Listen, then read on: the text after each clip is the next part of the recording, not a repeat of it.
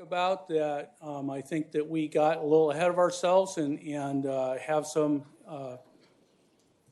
recommendations and discussion here that was based on incomplete information, and we certainly apologize for that. We'll walk through and talk about that in more detail. I wanted to get that out up front. Thanks. So just to get us on the same page of where we've been, and this is one of the items that got under the got upset the M&I folks, is we've been talking about the total basin groundwater allocation split of 60% ag and 40% M&I. We'll talk about that further later. The M&I stakeholders have told us that they want to sub-allocate their pool based on the T 2003 to 2012 base period. Ag sub-allocation, last board meeting, your board directed moving forward with a 2010 to 2014 base period for sub-allocation. As you know, the ag stakeholders have asked to move to a land-based allocation system, and we've identified some issues with moving to that right away, so we've proposed moving an interim basis to continue on a wellhead-based allocation system with the plan to transition to a land-based system once we have the sufficient information collected to do so and the administrative and technical infrastructure implemented. We'll use a total water method, but what we're calling a total water accounting method, which may not be aptly named, which we'll talk about later too, but it adjusts groundwater allocations based on the Santa Clara River deliveries to the pumping trough pipeline and Pleasant Valley systems, and the new allocation system. The goal here is to implement that with an effective date of January 1st, 2019. And so just to revisit the calendar for that, today we're looking for some direction on key items. October 24th, the regular board meeting would be the first reading of the ordinance, and then a special meeting, I believe that's going to be on November 20th, is where I think it's landing, would be the second reading and adoption of the ordinance for an effective date on January 1st. There's a calendar that I've advanced that shows the same thing. See if I can get my cursor up here. So here we are. Here's the 24th. What the blue is here is when we try and get the agenda package to be printed so it can be distributed.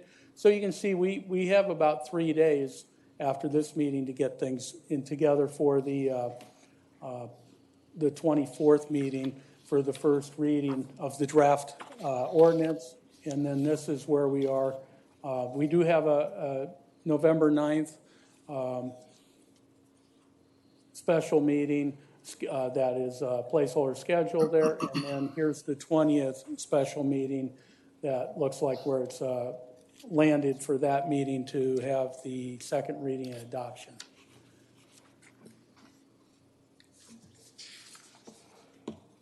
So just as a reminder of what we called the total water accounting method, which was built on the Dindal method that was proposed by the OPV folks. Again, it would include the deliveries of Santa Clara River water that are provided through the pumping trough pipeline and the Pleasant Valley systems. Fox Canyon's always looked at those as it's been the position that that's a more efficient way of delivering the water, but if the water wasn't delivered in those pipelines, it would have been recharged and been added to the groundwater. The total allocation, and this is for ag, would be the groundwater allocation plus those projected Santa Clara River deliveries. And the groundwater allocation portion would be adjusted every 5 years based on what the actual deliveries are. So if deliveries don't meet the projected, then the groundwater allocation is reduced to make up any pumping that was pumped in over the groundwater allocation. The first 5 years, a projected Santa Clara River deliveries would be based on assumed value, and thereafter it would be based on a running average. So this is the chart we showed last time based on some assumed values from the last meeting of a starting, I'm pushing the wrong button, a starting ag allocation of 60,000, a presumed reduction to 36,000. The actual target, of course, will come from the GSP modeling. And then projected, this is the, oh man, this cursor, sorry, it's jumpy. The black dotted line is what the groundwater allocation is being ramped down. The black dark line is projected total actual groundwater pumping. The dotted blue line is the projected Santa Clara River water delivery, starting out with an assumed value. For this example, we took the 65,600 recent average ag pumping and said that 60,000 was groundwater allocation, and the remainder, 5,600, was pumping to make up for the loss of the Santa Clara River water. We'll talk about those. That was an example that we put forward for your board's consideration or start the conversation. And then the dark blue line is based on the historical deliveries on the Santa Clara River. And so then we project forward. And then at the top, the green line is the total allocation. So those who were here last meeting will probably follow that. Those of you who weren't are probably confused. We'll move forward and talk about some of the other pieces, and it'll come together a bit more. So that's for the total ag pool allocation within the Oxnard and Pleasant Valley basins. What we haven't talked about is how we apply that to the individual wells. And that's a more challenging proposition. It's pretty straightforward to come up with the groundwater allocation based on the base period. It's simply the percent of pumping at that well during that base period multiplied by the initial allocation of groundwater gives you the allocation for groundwater. But the challenges for determining total water allocation each well is, one, we don't have any records prior to Ordinance E about surface water deliveries. And then since Ordinance E, there was no surface water put in those pipelines. I mean, what was delivered was pumped water. So we'll need to rely on United and Pleasant Valley County Water District to help us with that. At least they can provide meter data within that time frame, and we can start to associate it and with wells, and then work with the pumpers to tie that down. We've made a request to both. United's responded that they are compiling those data for us. We've not heard back from PV yet, but we hope that they will compile those data as well.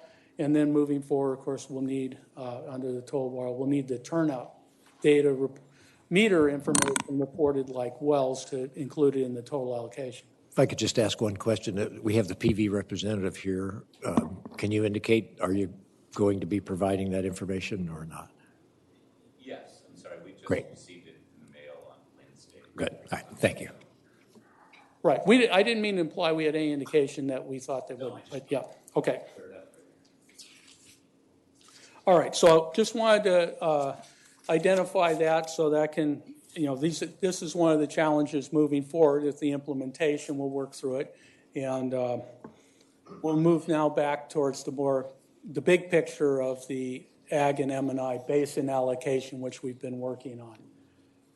So the initial, your board's really given us you've given us a number of principles, but three that have been talked about quite a bit that are difficult to resolve all at the same time, and that is to keep the total initial groundwater allocation equal to the current pumping, so starting basically where we're at. Split the groundwater allocation, 60% ag and 40% M&I, and not to create immediate reduction cliffs for the pumpers, to have a ramp down, no sudden drop-offs. So if we look at 3 recent years, this is the 2014-2 to 2017-1 annual averages, the total pumping is right around 94,000 acre feet. Ag's been pumping 65,610 during that time, and M&I a little bit over 28,000. Domestic pumping, as you can see, is a sub-percentile in the Oxnard Pleasant Valley Basin, so it doesn't really fall into the percentages. So the recent pumping has been 70% ag and 30% M&I. So we'll talk more about that, but that presents a challenge to that the current pumping is not at 60-40. Moving forward without causing a sudden cliff for anybody and keeping the current pumping at the 94,000, those are not immediately reconcilable goals. So for the M&I initial allocation, we took that recent pumping of 28,000 and said maybe that was a good place to start. That's where we really had kind of based a recommendation on insufficient information, because M&I folks have pointed out to us that 3-year period is really is an abnormal period due to the state mandated drought reductions. And the ordinance imposed 20% reductions on the T, which M&I's had to make up for with additional purchases of M&I. So the demand really doesn't represent necessarily the decreased demand. It just pushed them to some degree to have to expend more money on imported water. If we look at, and we'll show a graph here in a moment, if we look at the 3-year period before the drought, 2011 to 2013, that might be more representative of what the pumping would be without these mandates. And the M&I folks have told us that since the state dropped the drought mandates, they've seen their demand rebound quite a bit in terms of those conservation reductions. During that period, the M&I extractions averaged a little over 34,000. So this graph, what we're seeing here is, this is the blue bars are the M&I total extractions from 2003 to 2016, and on the y-axis it goes from 0 to 80,000 acre feet. And I'm going to show a series of graphs, and they're all going to be on that same scale so we can keep track of it. And then in the red box on the right, the green bars, those are averages over several of the different time frames we've talked about in recent months. Let's see if I can get my pointer to behave. Here we go. So here's this 2011 to 2013. You can see the pumping is fairly consistent in this 34,000 or so range.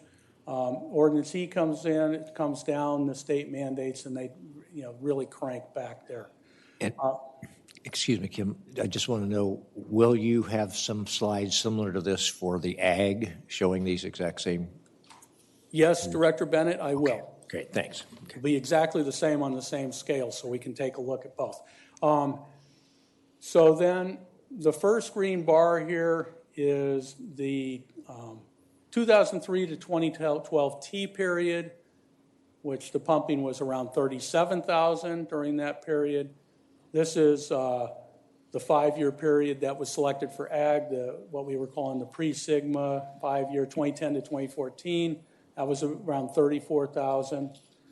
If we look at a recent 5-year period, it was low, it was around 30,600, and then the 3-year we just looked at was 28,000. 187. So that's that shows a history of the M&I pumping. So we'll move into ag. So again, the ag allocations under the proposed system would be adjusted based on those Santa Clara River deliveries. The ag extractions have increased markedly since 2012 to replace the loss of those deliveries during the drought. It's a little bit of a challenge to set the initial ag groundwater allocation projected Santa Clara River deliveries because we just know what the total pumping is. We don't know for sure what percent is making up the loss of those deliveries. And then that just talks about what I talked about a moment ago at the last meeting. Based on recent ag total pumping of 65,600, we used those amounts, 60,000 and 5,600 for the Santa Clara River deliveries for that example. At the last meeting, Chair West pointed out that the average total water use has been closer to 70,000 acre feet before over a longer period of time, and we'll look at that as well. So here's the same graph, Director Bennett, that we just looked at for M&I, and this shows the pumping in ag.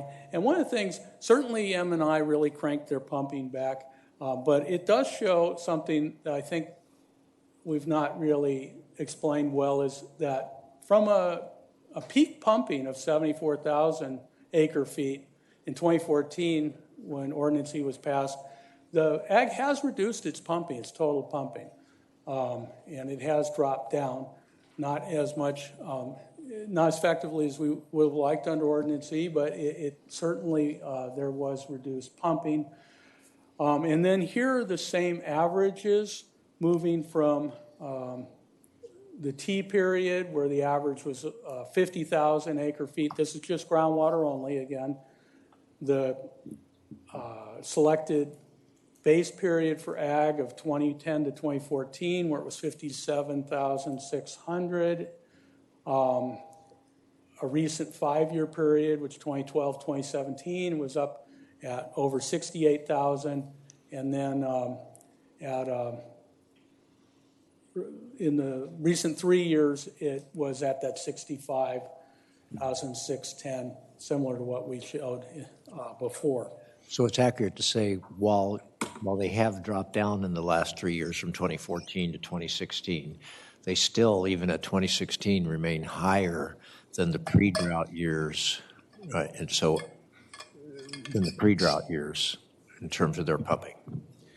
That's correct, and I think this is an extension of a figure we've seen that we've shown a number of times, and so you can see that a lot of that can be explained. That's a fact, but a lot of it can be explained by the loss of the surface water and the low rainfall.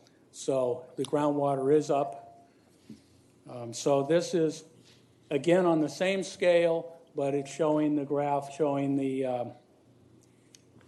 ag groundwater pumping in the stippled green, deliveries to the Pleasant Valley Pipeline, in the light blue, the dark blue, the PTP pipeline, and then this line represents the average, or the precipitation in those years, and then we have the same averages over here, the T, the 2010 to 2014, recent 5-year and recent 3-year average. I appreciate you pointing out why it happened. I think we all know why it happened. But the fact, I just want to make sure that we start with the fact that when we adopt Ordinance C, we were hoping to get a 20% reduction by both M&I and ag. And we got it from M&I. We did not get a reduction. We actually got an increase in pumping, not a 20% reduction. So it's something I think we have to keep in mind as we're trying to set these initial starting allocations, is that one group of pumpers has cut and another group of pumpers has not cut anything from the adoption of Ordinance C till now in terms of that average pumping. Thank you. Any other comments or questions on this before I move on? So then there's the Santa Clara River deliveries, the PTP and PV projections that will go into the total water counting method. So United projects that the long-term future annual average deliveries will be around 14,000 acre feet. They have some engineering operational changes they need to make that happen. And so that may not be what we see immediately, but that's what the long-term average is. I believe I had a wrong number last month for the last 5-year average, but it's very low. The only time I think was 2012, and since then, no surface water. During the T period, you can see the deliveries were up over 17,000 acre feet annual average. So it was there was a lot more water coming in. And then over the 5-year pre-Sigma base period of 2010 to 2014, the average deliveries were 11,800 acre feet per year. So that kind of sets up what the history has been, and now we have the challenge of setting up where we're going to start. And we have the challenge of a 60-40 split, pumping that doesn't represent 60-40, how we're going to project the Santa Clara River water deliveries in the total allocation method for the ag, and we're getting a little echoey. Is that better?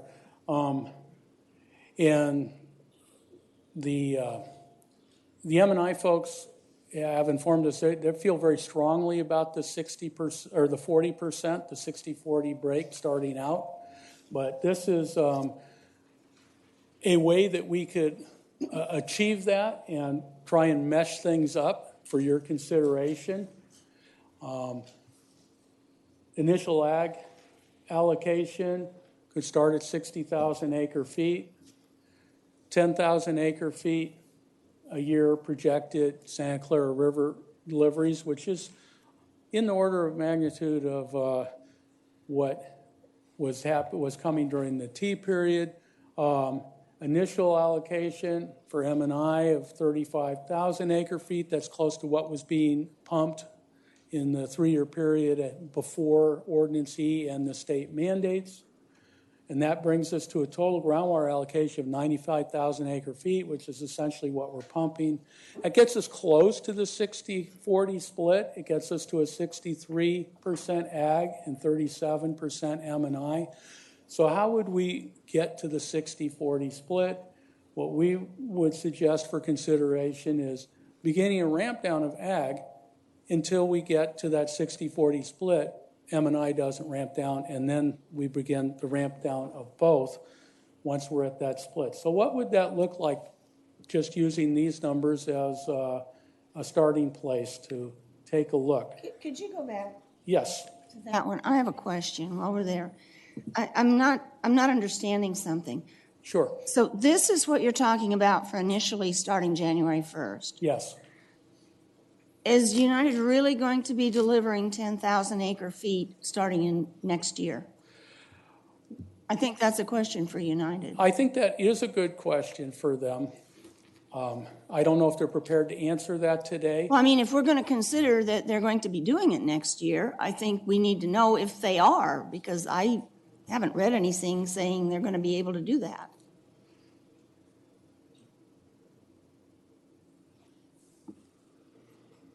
I guess my question to you is, do you want United to come up and answer that now, or wait till the staff finishes their presentation and then we address We it? can do it either time, but I think before we start our discussions, we need to have an answer to that. Okay. Okay. So Director Craven, with your permission here, I'd like to.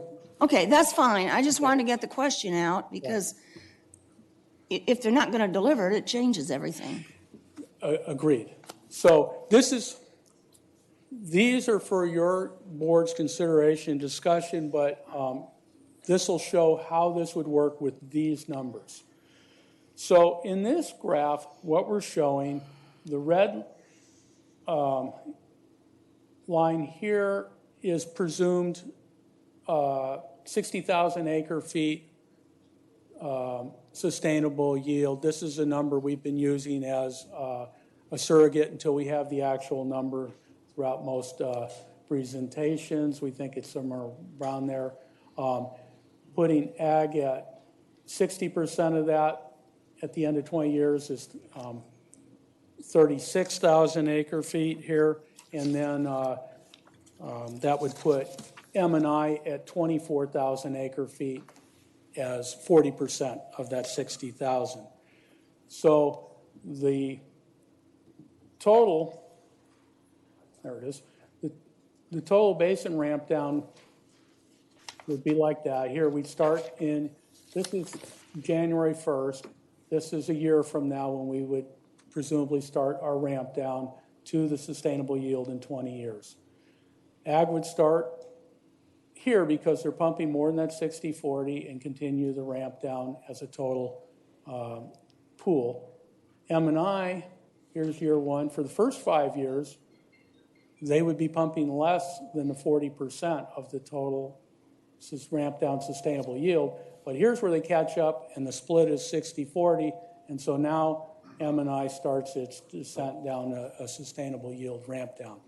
So that's a method that staff presents for your consideration to try and address this problem of a 60/40 split ultimately and a starting point that's not at 60/40. Any questions on this graph? Using those numbers, we thought, well, what's that look like in the total water accounting method? So here, that's that same graph, except we've plugged in this new number of 10,000 acre feet a year of presumed Santa Clara River water deliveries. And this is the cumulative departure really from the groundwater allocation. So in the beginning, because there is the water in projecting, let me back up, I'm kind of wandering around here. The blue line here, again, is taking historical deliveries on the Santa Clara River and those patterns and projecting them forward. Because it starts out in the dry period and continues the dry period, that's just the, we don't know where we're going to start out on this, but that's where it looks when we take 20 years of past historical and project it forward. So we start out in a hole, we don't get it. So the pumping, groundwater pumping exceeds the allocated pumping, and so then the allocation's reduced so that it can be made up in the next 5 years. But projecting the historical patterns of delivery, you can see right here about year 7 is when the groundwater pumping in excess of the allocation crosses over, and then actually there's in the model there's less pumping moving forward because of the available Santa Clara River water. Does that somewhat make sense? Okay. No. It makes sense if they can deliver the water. Right. That's the thing. Basically, I want to just show that how this would work in the total accounting method. It would balance out over time. Where it balances out, don't know. We won't know until we, except in the rearview mirror, because that's when we'll know how much Santa Clara River water deliveries are delivered each year. And so those projected deliveries, again, that's only for the first 5 years. After that, it's a running average of what actually has been delivered. So, and in this example, that much water, 50,000 acre feet over that 5-year period didn't come. So there starts out in a bit of a hole, but then they dig out through that reduced groundwater allocation through this method So I think maybe rather than continuing to confuse people, we'll leave that there and we can come back to it if it's important. So that's really the end of my discussion on the allocation pieces. There's a couple other things that we talked about in the board letter that are needed for continuing development of the allocation. Last board meeting, we talked about a carry forward or accrual flexibility. These are the parameters that we presented to your board. This is the same as what we talked about. Your board seemed to be agreeable to that. A cap of 50% that could be carried forward of the annual allocation in any given year. A total cap of 100% of annual allocation that can be carried forward, which once we're on a ramp down would decrease because the total allocation would decrease. And the accrued balance couldn't be carried longer than 5 years. So if you accrued balance, you pumped less than your allocation in year 1 and you didn't use it, by year 6 that drops off. So it's the amount you carry forward each year, not the total accrued amount. Yes, that's true. So this is kind of misleading. Well, I think what I was trying to point out is if you carried 100% forward today, next year if your amount of allocation decreases, the amount that you can carry forward to the next year is going to decrease too, because you carry forward 100% of whatever that year's total allocation is. If you carried forward a little bit every year and you accrued finally got up to 100%, only the first year drops off in year 6, not the accrued amount. That is correct. Yeah. So this is probably, for most folks, it's not going to be an issue because they're not going to be carrying forward all that. You want to go back? No. I just appreciate how you're saying this isn't worded. I think this, it could be accrued balance cannot be carried forward more than the most recent 5 years would then accomplish what you're saying, that the 6 year would be dropped off, right? Okay, good. That's The balance accrued in any 1 year can't be carried forward more than 5 years. But the total accrued balance is immaterial. Yeah. right. So Yeah. Okay, We you're got correct, it. and I got it. Yeah, I apologize for the imprecise wording on that. So then at the last meeting, you had stakeholder comment talking about what about fallowing? We're working right up to margins. We get right to the end of the period, and then we just go over a little bit. And could we fallow land the next year? And your board seemed to have be amenable to that concept, recognize that that really was a borrowing concept. Fallowing, staff doesn't think fallowing is a practical way to do that for several reasons. One is we don't have the ability really to track that. 2, not everybody can fallow. A tree grower can't fallow trees, and M&I can't fallow. So your board threw out a number of maybe 5% would be a reasonable amount to borrow. Your board said there should be very strict limits on it and a strict penalty if it's not paid back. So this is some proposed parameters for your board's consideration. So a well operator could submit a written request, it's not automatic, written request to the GMA to borrow from next year's allocation in lieu of paying surcharges. And it will be important that both the operator and the owner, if the operator is not the owner, agree to that. Then the next year's allocation is decremented by that amount. And if the well owner exceeds the following year's allocation and doesn't make up the borrowing, then operator is liable for both the full amount of the borrowed allocation plus any excess extractions above the reduced allocation. I have an example that I think will make that a little bit more understandable. So in this example, an operator has 100 acre-feet allocation. They pump 105 acre-feet. They apply, that's 5% over, they apply to borrow that 5 acre-feet in lieu of paying surcharges. So their allocation is reduced by that amount, 95 acre-feet. There's two cases that we show in how the surcharge would work. In case one, the operator extracts 95 acre-feet or less. They've paid back that borrowed amount. No surcharges. Case two, they did not keep their pumping less than that. They went over a couple acre-feet. They incur 7 acre-feet of surcharges, and that's the 5 acre-feet of surcharge. The surcharges on the 5 acre-feet they overpumped the year before, and then surcharges on 2 acre-feet pumped in excess of year 2 allocation. And that obligation is with the,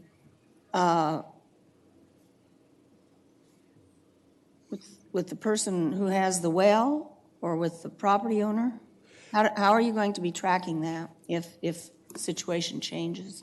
Well, that's why we are proposing to require the owner to be a co-applicant if the operator is not the owner. So the operator, the way all surcharges and pumping and excess pumping work, if the operator is responsible for the overpumping or surcharges due, however, if the operator disappears or doesn't live up to that, then the owner is ultimately responsible.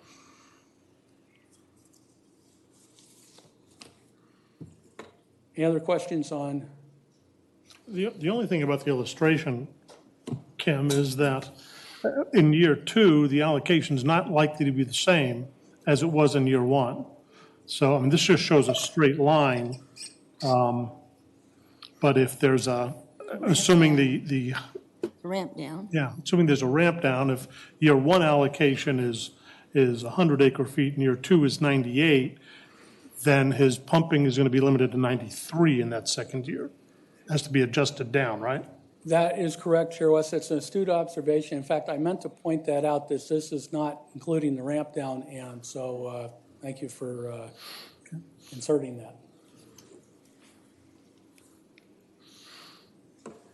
Two other things that we wanted to bring to your board's consideration is to move forward with the new allocations. We would repeal Emergency Ordinance E. And Emergency Ordinance E, in addition to allocations, has a couple of important other components. A freeze on conservation credits, both the accrual and use of them. We recommend that continue at least until the GSPs are adopted, at which time your board can then or after which your board can consider the credit issue in the context of the basin sustainable yield. And then also continue the prohibition on new extraction facilities for at least a year after the new allocation system is implemented. Once the new allocation system is up and running and the kinks have been worked out and variances worked out and whatnot, and everybody has a fixed allocation, then we don't see the need to continue the prohibition because it'll be fixed. But we do think it should be continued because it's going to be a complex time in rolling this out. And if we get a rash of new well applications on top of that, it will be messier. So that's the end of my presentation. We asked for several things in our board letter that your board provide us input and direction on, receive and file a report, of course, provide direction to staff regarding the initial pool allocations, including where we should be looking to start on the Santa Clara River water projections, provide direction to staff on the flexibility. I think the accrual carry forward, you've given us that direction, unless you want to revisit it, but certainly on the new borrowing concept. Confirm the continuation of a freeze on conservation credits till such time as after the GSPs are developed, and you can then consider that and confirm the recommendation, continue the prohibition on new extraction facilities for at least a year after we roll out the new allocation system. Thank you, Kim. Before we throw questions at you, let me ask Representative United to address the question that Director Cravens asked with respect to the reasonableness of that assumption with respect to the surface water delivery. And their projected timing. Sorry, John Linquist from United Water. What was the last part of your question that you just? And if you said don't think you're going to provide that much water this year. Do you have any projected time for when you might be able to? Right. So as I've commented in the past to this board, our best forecast for long-term average surface water deliveries to ag via the pumping trough pipeline, or PTP, and the Pleasant Valley pipeline, or PVP, are about 14,000 acre feet per year combined for the two of them. And by the long term, we've always meant the 20 to 50 year time frame, which is the window for groundwater sustainability planning. But you're absolutely right. In the short term, it's possible, even likely, that the PTP and PVP deliveries will be much less than we have historically delivered, and even less than what we've delivered during the past droughts for a couple of reasons. There's a couple of factors there. We have record low groundwater elevations in the forebay, and for public safety reasons, we want to recharge as much of the higher quality surface water into the forebay as we can for the next few years until we need about 50,000 acre feet added back into the system before we can start sending a lot of water down the PTP or PVP. There are other factors as well, environmental restrictions that we're in the process of getting through, but we're not through yet. But the bottom line is it depends in large part, the timing depends in large part on how much it rains. If we get normal rainfall, we'll be back in business in a couple of years, I would think. Or we could be back in business at delivering quite a bit of water. If it doesn't rain, it's not that United doesn't want to deliver water. There will not be water in the river to divert in the quantities that we're talking about. And I understand if I might, I understand the rain issue, but do you think that starting January 1st, you'll be able to deliver 10,000 acre feet? I mean, that's the assumption there. So I don't want to come back February 1st and have everybody here and saying there's no water and you did it all wrong in October. Right, absolutely. I can't predict the future. It looks like it's going to be an El Nino year, which could mean high rainfall, but I wouldn't say that I have more than 50% confidence that we'll be delivering 10,000 acre feet in water year 2018-19. But from what I understood from Kim's chart, they're looking at that 10,000 acre feet as being kind of this 5-year average, and it's okay if we don't get a lot of rain in this first year. If we don't, so there's no surface water deliveries, that the system will work itself out over time. Kim should probably correct me if I misunderstand, but I don't think his example counts on 10,000 acre feet per year. That's correct, John. It's an annual average over that 5-year period, so it could be 0 first year and 20,000 the next year, as long as it averages 50,000 acre feet over that 5-year period is how the method looks at it. Okay, and I'll just add that under normal circumstances, we have delivered, when we have average rainfall years or high rainfall years, we have been able to deliver in the past 16,000 to 18,000 acre feet per year. So for a 5-year period, that'd be 80,000 acre feet. Just out of curiosity, what has been the annual average over the last 5 years? I think Kim posted that, and it's less than 1,000 acre feet. And again, that's partly due to the drought and partly due to regulatory restrictions. And I will say, I should add, that over the next few years related to all of this, water that even if we can divert water, we have water to divert, it rains, we probably won't be able to put as much water in the pipelines, the PVP or PTP, as we normally would put in those pipelines. And that's because we have the situation of low groundwater levels in the forebay, the public health issue, the environmental restrictions, and we understand that PV doesn't really want that water until we have a quagga mussel issue dealt with. But I guess my point is, where I'm headed with this, is that water that for allocation purposes would normally be going down that pipeline, we're going to be recharging instead. And that's going to be a challenge for you folks and everybody in this room to figure out how to deal with. Because it should, by all rights, I would imagine, be counted as water that we would normally send down pipelines and go to ag. Instead, we're going to have an excess or an artificial excess of groundwater recharge that I suppose, I'm not trying to tell you what to do, but I suppose would be subject to the 60-40 split. Question I have for you. We've been in droughts before, and United has had situations where the forebay has been less than 80,000 acre feet of or I should say more than 80,000 acre feet of available storage. Historically, during that period of time, have we put the water back into the forebay, or has pipeline deliveries continued during those drought periods when there is greater than 80,000 acre feet of available storage? The priority is to put it into the forebay when we have more than 80,000 acre feet of storage. There may be a small amount that ends up in the pipe. Well, I'm taking it back. I mean, if you go back historically, we had different rules. I mean, going far back, we always tried to deliver our contractual obligation to Pleasant Valley if the water was there. Again, more recently, because of nitrate issues in the forebay and the fact that the municipalities on the Oxnard Plain, especially Oxnard, depends on the high quality water, we focused more on recharging water first. That was a priority, which is what will happen in the next couple of years as well. Thank you. I've got a question. Kim, could you go back to the slide, and if you'd stay, that shows the surface water deliveries over the years, one of your early charts there? That chart?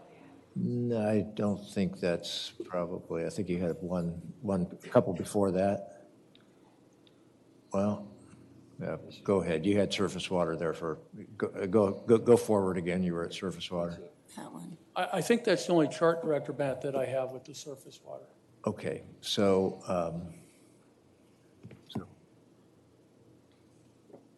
right. So my question is this. I remember when this number of 14,000 came up from United 9 months ago, a year ago, some time ago.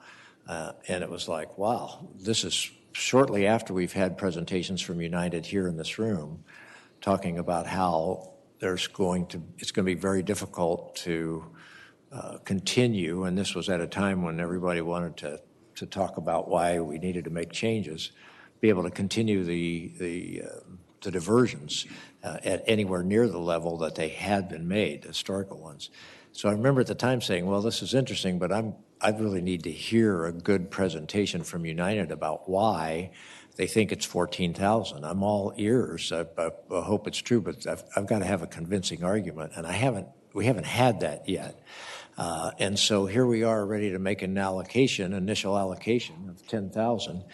And we've never heard how things have changed since the exact same United representatives stood here and told us we won't be able to deliver what we delivered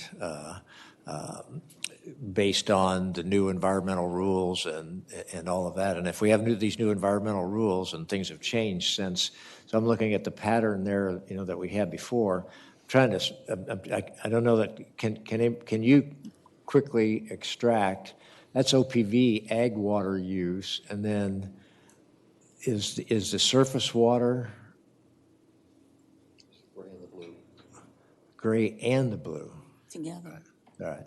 Yeah, so the surface water. So anyway, trying to calculate that. So in the very best years, it was how much?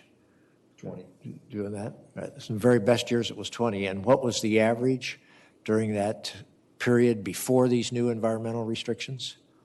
Well, if you look at the long term since 1985, it's roughly 16,000 acre feet per year.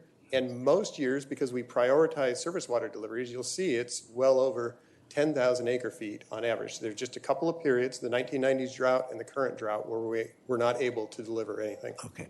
So based on what do we think that we can average 14,000 when United representatives came here and said we wouldn't be able to average 14,000 because of the new environmental restrictions? Yeah, and I'm sorry, I don't think it was me that said we couldn't deliver 14. It wasn't okay, you. Okay, right? Fair enough.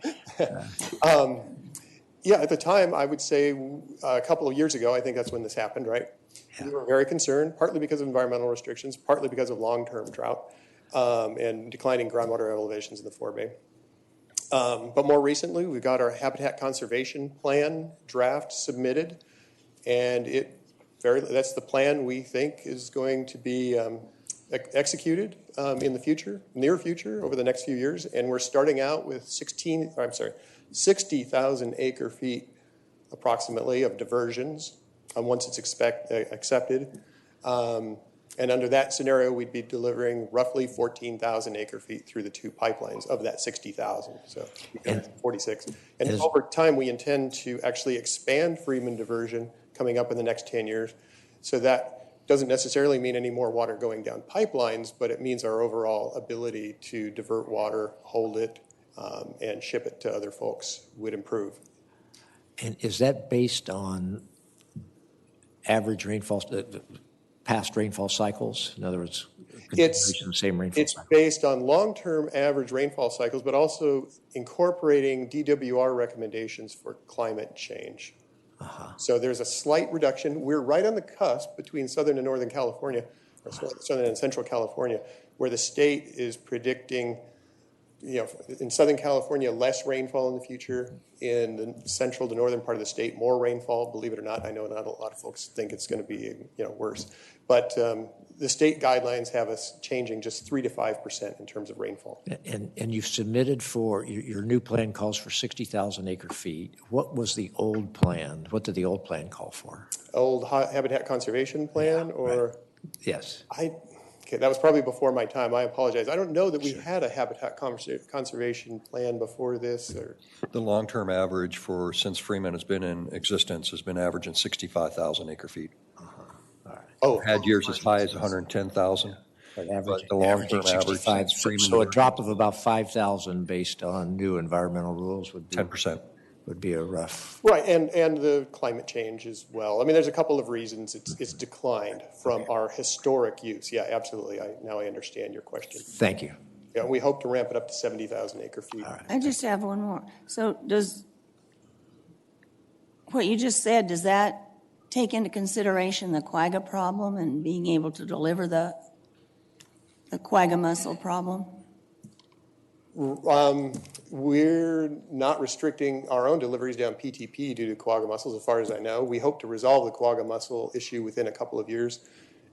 It's up to PV as to what water they'd accept. I can't tell you whether PV would accept water with quagga or whether we have to get our treatment, get them removed from Lake Piru before they'd accept. You'd have to talk with them about that. Sorry. Okay, and you're estimating it's a couple of years before you'll have that taken care of.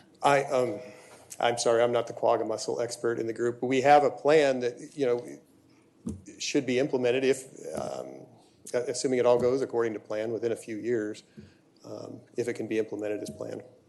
Okay, thank you. Yeah, we're not looking at 20 years to get rid of quaggas. Okay, thank you. Thank you, Don. Kim, a question. The 10,000 acre foot assumption makes sense over that 20 or 50-year time horizon, but we're looking at a 5-year time horizon. Are we creating a cliff at the end of 5 years? Well, there would be a reduction. Let's see where I have that. Here we go. So there would be a reduction if we, in fact, did not get the 10,000 acre feet average over the first 5 years, or 50,000 acre feet total over that 5 year. And in this example, you can see there's no water delivery in the first year, and then in the first few years, there's less.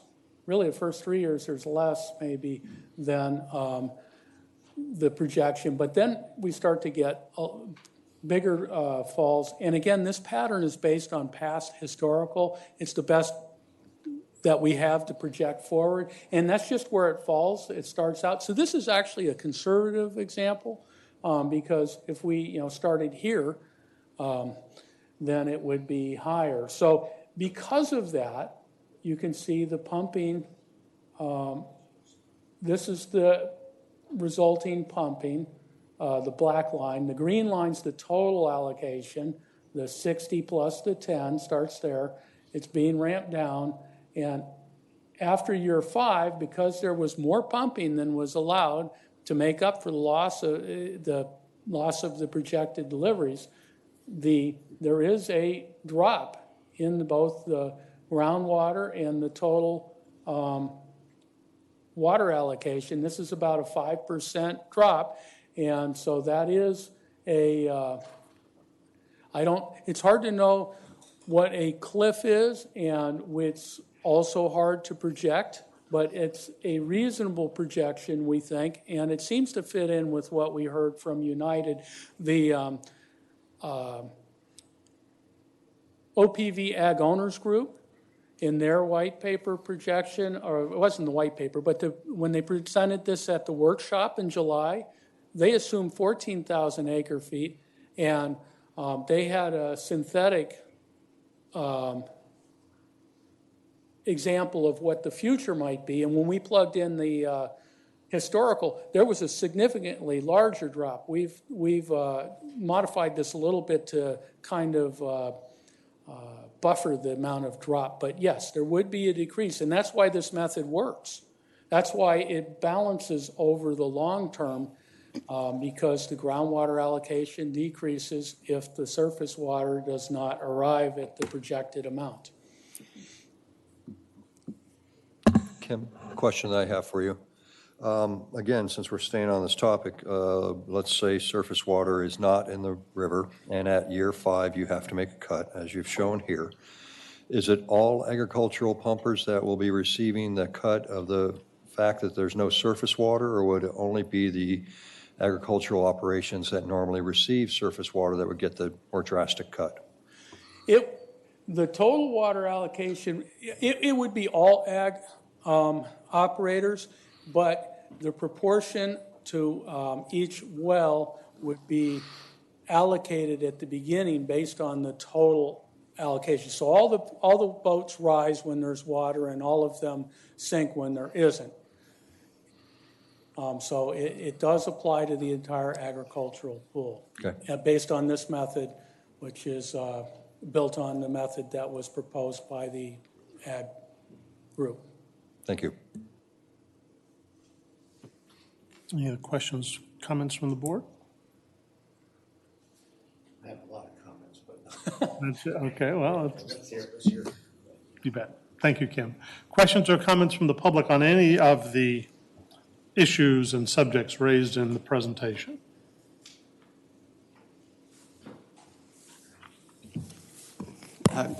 Good afternoon, Chair West, members of the board. My name is Alden Broom with Broom Ranches.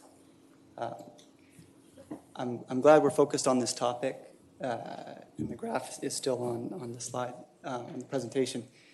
The method that's described here that we developed to deal with the flexibility or the volatility of surface water off the Santa Clara River was originally designed to track diversions, not deliveries. So we understand, we've listened to United in their forecasts and their presentations that we have a near-term issue associated with water quality, storage level in the forebay, and quagga mussel. So, and that there's going to be a focus there in terms of sending the diverted water into the forebay. So ag is very concerned because over time, as you've seen in the charts presented by Kim, there's been substitution. Pumping has been reduced when surface water is available, and when surface water is not there, pumping has replaced it. And you can go back to the 80s and see what the impact has been. As Freeman came online, pumping was reduced. And there's another source of water that's not in those graphs that I addressed in my letter. When Conejo Creek came online, pumping was reduced. So what we felt was appropriate in this circumstance was to focus on diversions, at least in the near term, because of the issues that need to be addressed by United's activities.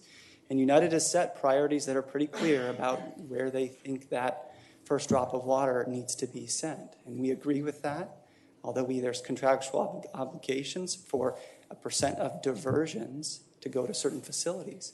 I think, so as it's been described here by staff, they use the terminology deliveries. Now that means water in pipelines in my mind. We think there's going to be a period of time where that water's not going to go in the pipelines. There may be water coming off the river, it just may not make it into the pipelines for good reason, but we don't want to lose track of that water because it's a big piece of our supply.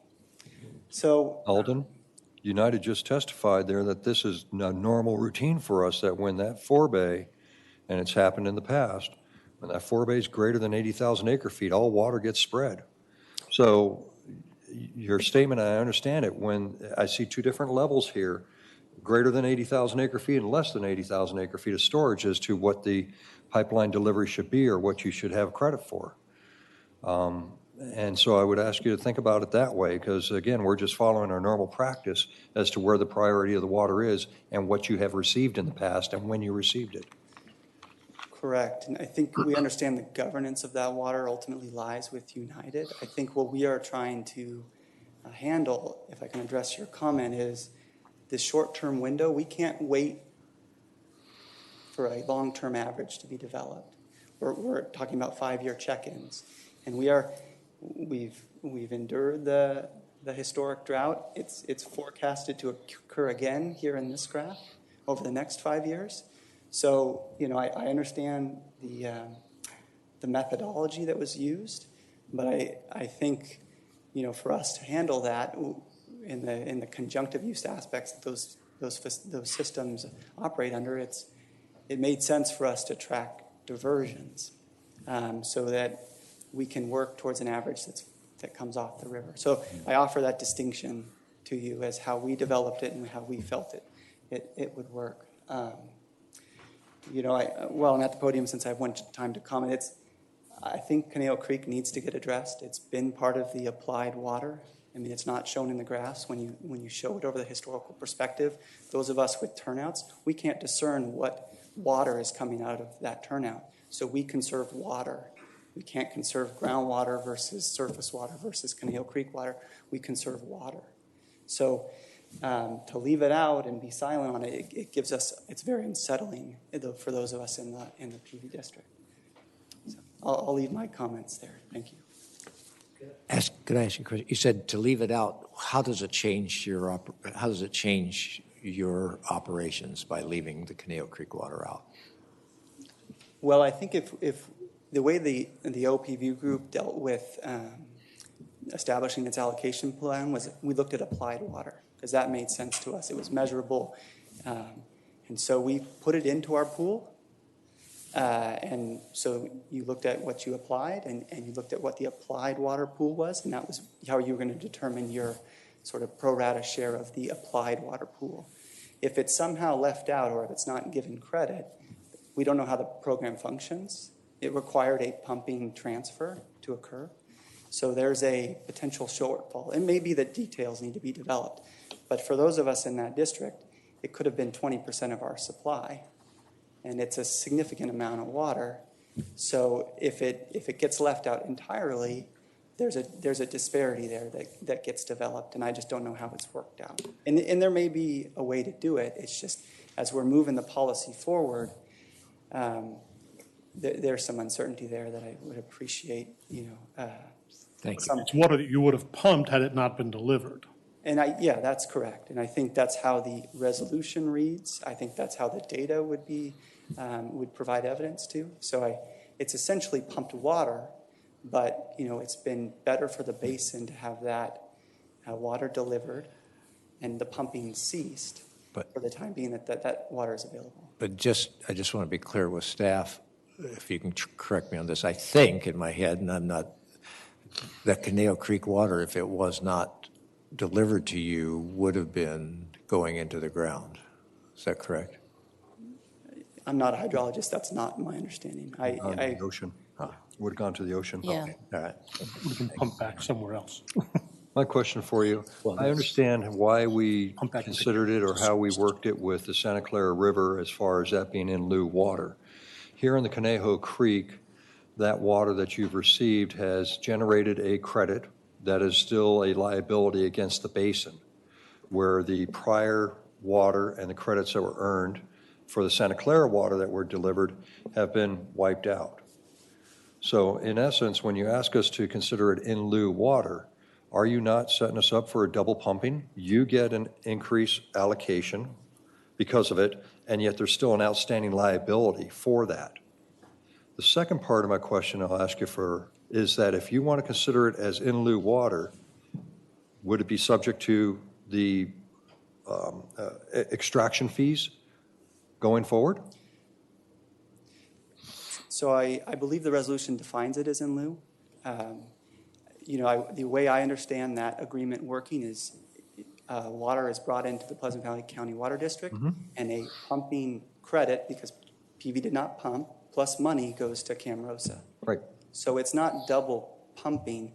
there's still an outstanding liability for that credit waiting to be extracted. Right. It's a pumping shift. So the pumping would have occurred in Pleasant Valley, but it would now is enabled in a better part of the basin to be pumped. So it's not new water, but it's shifting the pumping to a more desirable location. And as a matter of fact, that pumping hasn't materialized, and there's restrictions associated with when that pumping occurs, how much can be pumped, and according to what frequency. That's all in the resolutions. And I'm not a party in that agreement. I'm just in reviewing the GMA documentation. That's what it seems to. And what's your thought about it being Conejo Creek water, since it's in lieu water, being subject to the extraction fees that would be as if it was pumped? So if it is pumped by Camarosa, if that program continues, I imagine Camarosa will be paying an extraction fee to the GMA, and PV will not pump and will not pay an extraction fee. That acre foot gets taxed somewhere. It depends if it's in the district and the recycled water is not there, or it's in Camarosa's, Fox Canyon well. So there's no. Yeah. Okay. Thank you.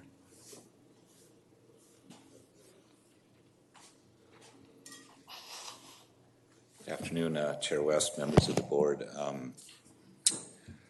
Wow, a lot of PV questions going on there, and hopefully I can answer them. I hope you all received a copy of the letter we submitted specifically related to Conejo Creek and the request. I want to be clear, we are here to work with staff and work with the GMA on how the project moves forward. Some of the intricacies that were just discussed here are overwhelming concern is that when the initial allocations or sub-allocation for ag occurs, that Conejo Creek PV is credited for that. It is represented during the base period roughly 22% of our supply.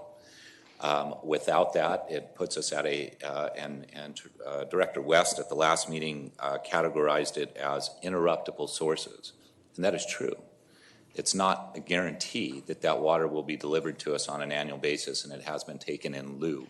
So we need the ability to pump it when it's not there. We are committed to the continuation of that program, and however it has to work within the structure, we're committed to working with you on it. However, we're on a pretty fast track here, and it's very important to Pleasant Valley, its landowners, mutuals, and the other folks that we represent, that when the sub-allocation is done, that the Conejo Creek water is included.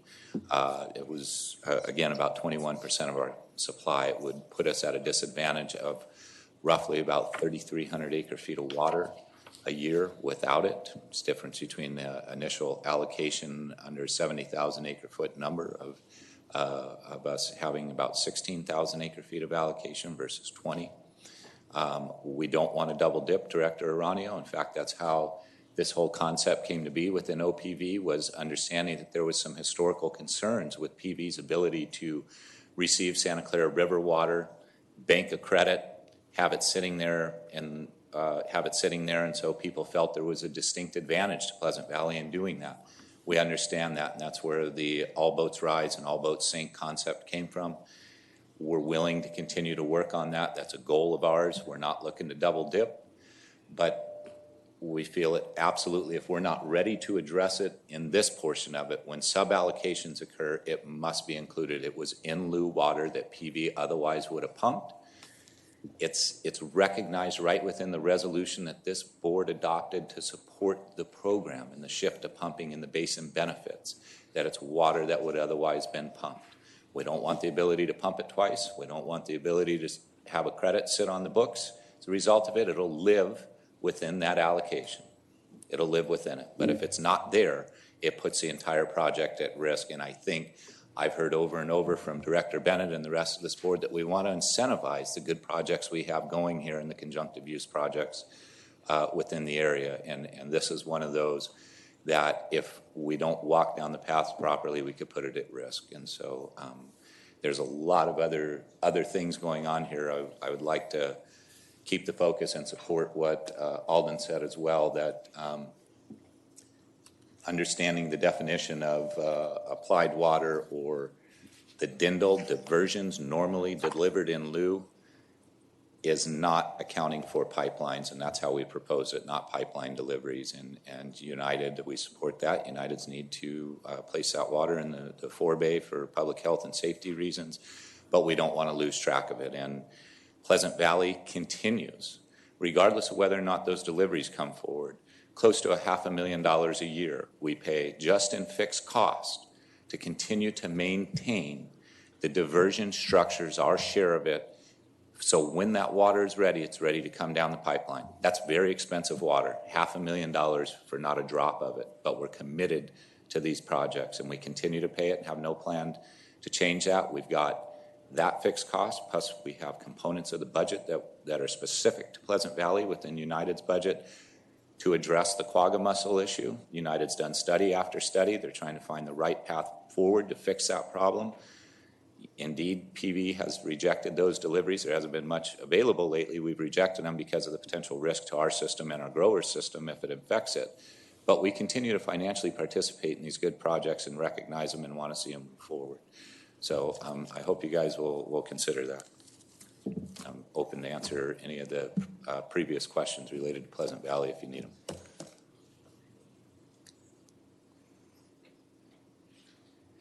Anyone else wish to comment on any of the issues raised in the staff presentation?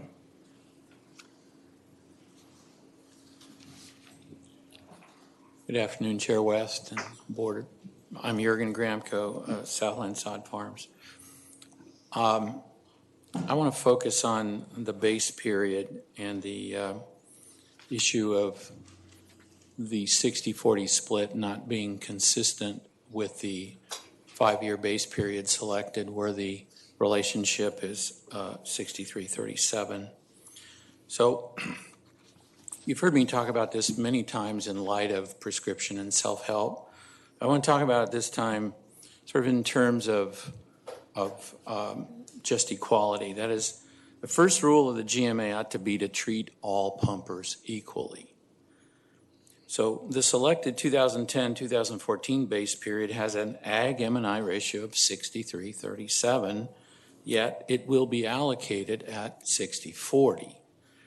Equal treatment can only be achieved if every pumper gets his individual contribution to the total of the base period, regardless of whether that pumper is ag or M&I.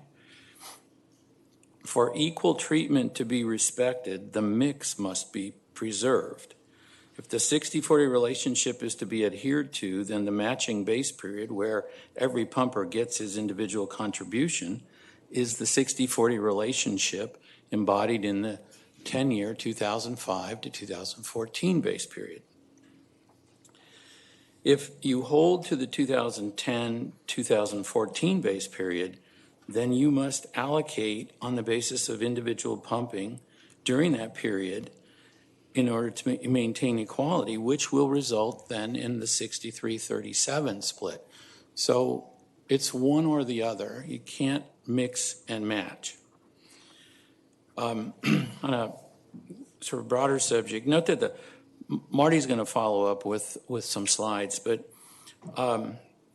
pumping in the short recent base period selected is significantly distorted by the drought and lack of surface water. You hear a lot about current use being more reflective of current crops and irrigation technology. That's really a minor influence. The big driver in the current short base period is surface water replacement pumping. The 5-year base period shows the cities, United, and even us, Southland, going down, while PV, for lack of surface water, for good reason, is going up, and it's going up dramatically. In the 10-year period, the pumping trends are the same, but they're more modulated, which is reflective of surface water in the mix, and which is why the 10-year period ought to be used, is because we are anticipating surface water again.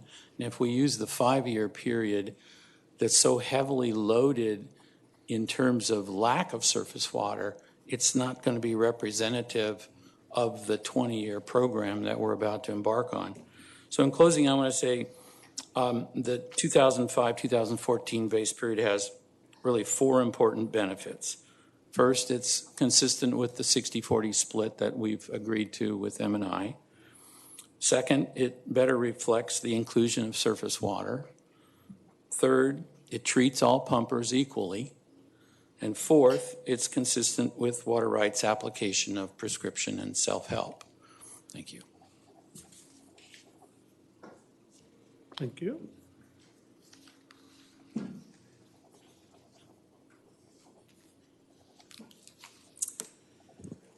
Good afternoon, Chair West, Board. It's Martin Gramco with Southland Sod Farms, and I have normally I like to come up and be pretty brief. I will try to be short and to the point, but I have a number of points. And I'd like to start with the graph. I have 5 graphs for you that will help me illustrate and move forward. You guys.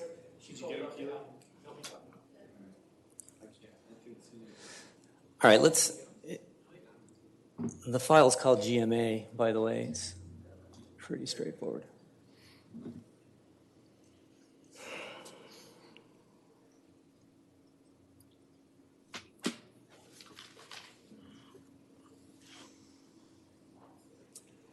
Here we go. Thanks. So this is just what I did is I took the database. This is the same database that Kim is operating from. I'm assuming you sent it to me, Kim. So, I parsed the data and I looked at it in terms of base periods. And you can see the circled base period is the 10-year pre-sigma. The blue line is ag's percentage of pumping in that 10-year period. And the gray line there is M&I. So you see that 60-40. The next one is just to illustrate is the change, to see what's happening right now. As you go to a 5-year period, you see that's a much more dramatic. It's less, if I can go back, how do I go back? There you go. So you can see it's more modulated here on a 10-year, just in general, the averages. And then you go to the 5-year and you see a little bit more dramatic shift in relative pumping between the groups. And as Jürgen pointed out, that what's happening here in the last few years is the lack of surface water. So pumping has gone dramatically up by those users that would normally get surface water. So this is to illustrate precisely what's going on there. So these are the big users, and we consider ourselves, we are one of those. Southland is one of those. 5-year base periods, you see everybody is going down of late. There's one user that's going up, and that would be PV, and I guess that's because there's no surface water. But the point there is that the water is moving. So it's moving from one set of pumpers to another set. We go to the 10-year base period, and it's slightly different. It's, again, more modulated, less water in terms of pumping percentage moves to the PV. The rest of us get a little bit more. By the way, the green line there is Southland, and your ag water application is understated because of the very much what we're talking about, the traded water that we got through IAI, the water we didn't pump. In our case, the recycled water that we took from the city of Oxnard, we paid for and we traded a groundwater credit for. Now, I perfectly could have pumped that and historically would have. Okay, but and we have we know that we don't take a whole lot. Maybe there's 100 acre feet there. We're a 5,000 acre foot a year pumper. So it's kind of in the margin for us. But the point is that you just heard PV say that up to 20% of their water is this traded water. So when you say, Steve, it's important, when you say, well, ag has actually recently pumped less or used less, the reality is that when you add that water that has a leg in the basin back, we're at that 70,000 plus mark.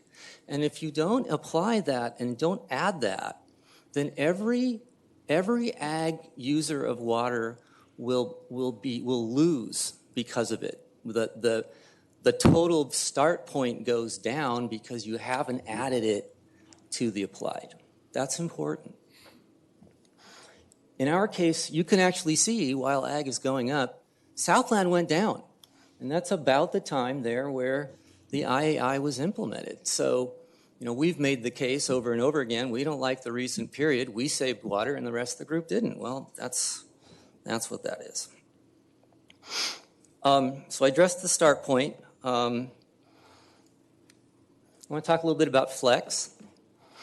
And in this particular case,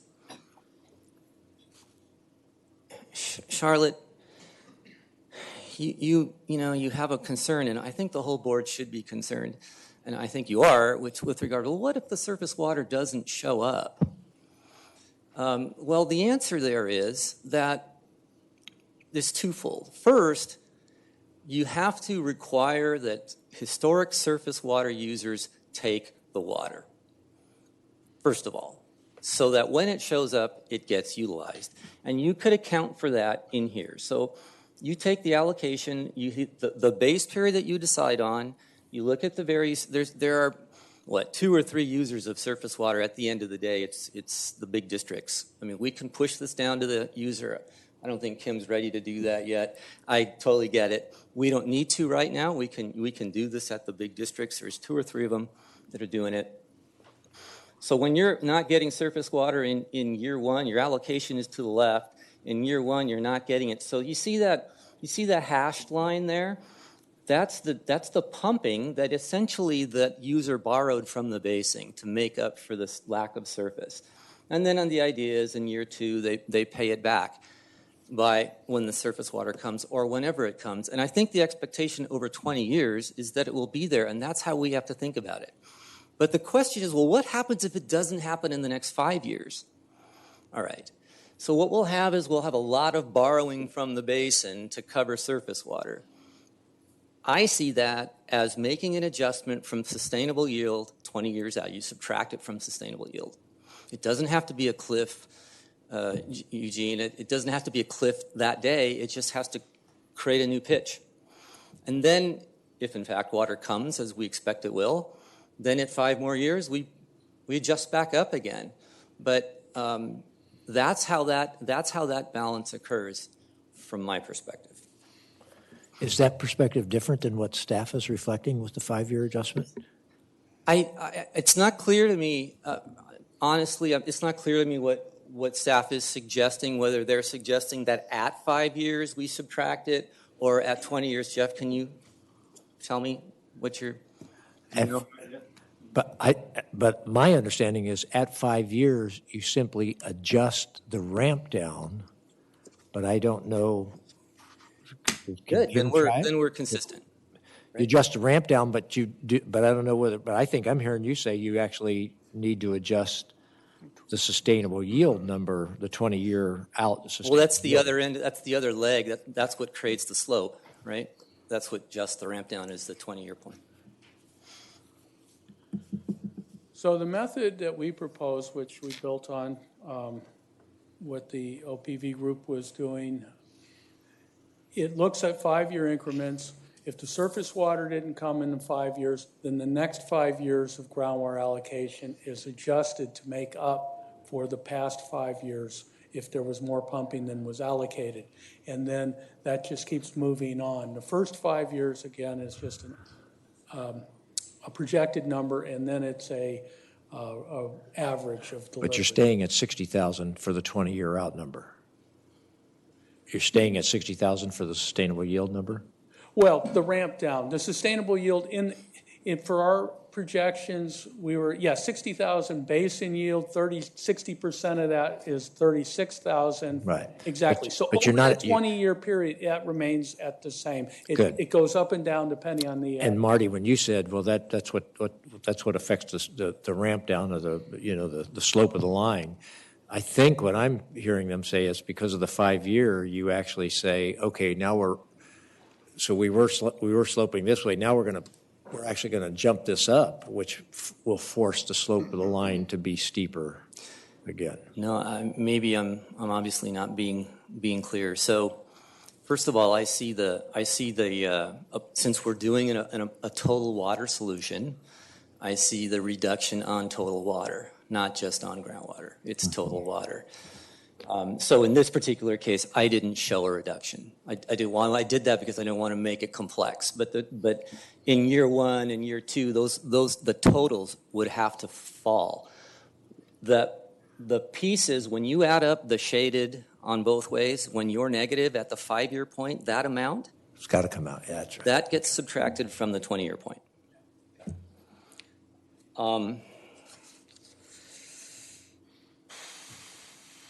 Yeah, I'm probably missing something. I always do. Ask me any questions. Thank you. Thank you, Marty. Oh, yes. I know where the flexibility question. This has always been an issue for me. Listen, I have a little different take. I haven't had a chance to talk to staff about it. I think you might be interested in the borrowing concept. Think of, and it's very, very simple. I've tried to describe it this way before. Think of your water account like your line of credit, your working capital in a business. You sometimes have additional cash, which is in savings. You sometimes are borrowing from the bank. The principal in this case are acre feet of water, and the interest, so to speak, on the borrowing is in dollars. So imagine that you overpump by 5 acre feet in Kim's example. In the following. We don't charge that right away. Remember, I tried to argue, look, give me a chance to fix it. So by the end of the following year, if my balance is still 5 acre feet, I pay a penalty. And oh, by the way, that if I don't fix it the next year, whatever that balance is, I continue to pay the penalty. I have to actually save the water to get out from my line of credit. I have to pay the basin back in acre feet. This is not we haven't talked about this. I don't know, Jeff, whether your thinking was that once you pay the basin, you're free of your debt or not. But in my way of thinking, you simply pay a debt on any credit or any borrowing that's more than 1 year old. So the current borrowing that added, you get a year's grace on that guy, right? So imagine that you overpump 5 acre feet in year 1, and from there on, you're perfect. You pump to your allocation. Every year, you get to pay the GMA because you haven't paid the 5 acre feet back. Understand? So we have discussed this inside, and if I have it right, I have another way to describe it just with numbers. So it's a sort of, in a way, the way that Marty's proposing, if I got it right when we discussed it, you're actually paying double penalties. So let's say you say in your first year you pump over 5. So your allocation is 100, and you go to 105.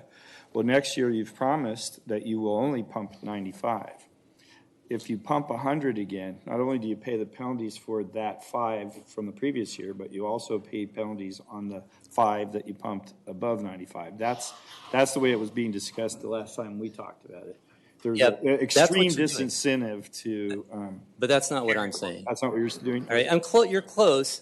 What I'm saying is any issue, any over pumping that's within that year, you get a year to resolve it. Okay, so in your example, in year 2, you overpump by 5 more acre feet, right? If you assume you're going to get to 95, right? Right, but your new allocation was 95, and you went ahead and pumped 100. So you would pay your penalty on your first 5. You get a year on your second 5. So now you don't pay yet right away on that one. Now you're into year 3, and you're carrying a balance of 10 acre feet, because you never actually reduce your pumping. All of that is over a year old, so simply think of anything over a year old gets paid a penalty. And if the penalty's high enough in dollars, you'll go to the market, you'll buy the water from somebody else, and you'll pay the GMA back, or you'll fallow some ground, whichever way. But the point here is I always try to come back to, we want to save the water, so once you pay the bill, you're not really saving the water. But I don't like an arbitrary, 5%. I mean, it needs to be whatever you can do. I mean, why 5%? Why not allow somebody to overpay 10? And then one more thing before you tell me to go home. On the credits, it's a huge disincentive to put a time on the credit. That's massive. If I want to save that guy, I want to keep it. I mean, I've worked hard for that credit. You need to give me an incentive to go get that credit, which is to say, not to pump my allocation. That's important for me to keep it and not have it go away in 5 years. Thanks. I just want to speak to that one issue, which is, you said, why have a cap of 5% on borrowing? Why not let people borrow whatever they're willing to pay back? And my instincts are that because of the law of unintended consequences, I'd be very reluctant to just say you could borrow however much you want to borrow, given we have operators different from the landowners, the ability to be able to track people down and actually extract these fines from them, et cetera. So I'd be a long ways away from suddenly saying unlimited amount of borrowing, whatever the operator wants to go. So I just want to pass that on. Thanks for the question. Agree. Good afternoon, James Dubois with Driscoll's. I had a couple comments. First on the flexibility element, I echo many of the comments that Marty just made.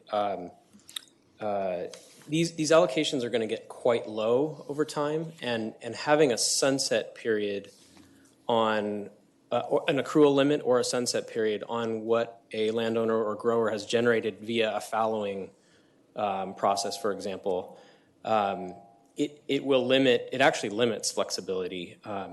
And so I would propose that these accrual limits and sunsets be looked at a little bit differently, and that, of course, there's going to have to be limits. We don't want to have a recurrence of the credit issue we've had, but any limits to flexibility, I propose that they be based on what the basin can do.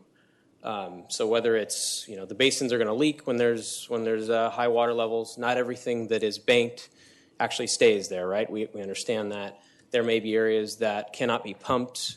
You don't want to run on the bank in certain parts of the basin years. But these do feel like arbitrary figures, and I would propose that those numbers be more in line with hydrologic model-based figures. I'm not sure where the model process is, but that seems like a better way to develop these limitations, which I do agree there has to be some sort of a limitation. I just think it should be tied to the hydrologic model. And also on the initial pool allocation, I think everybody's saying the same thing here. We want it to be a total water allocation.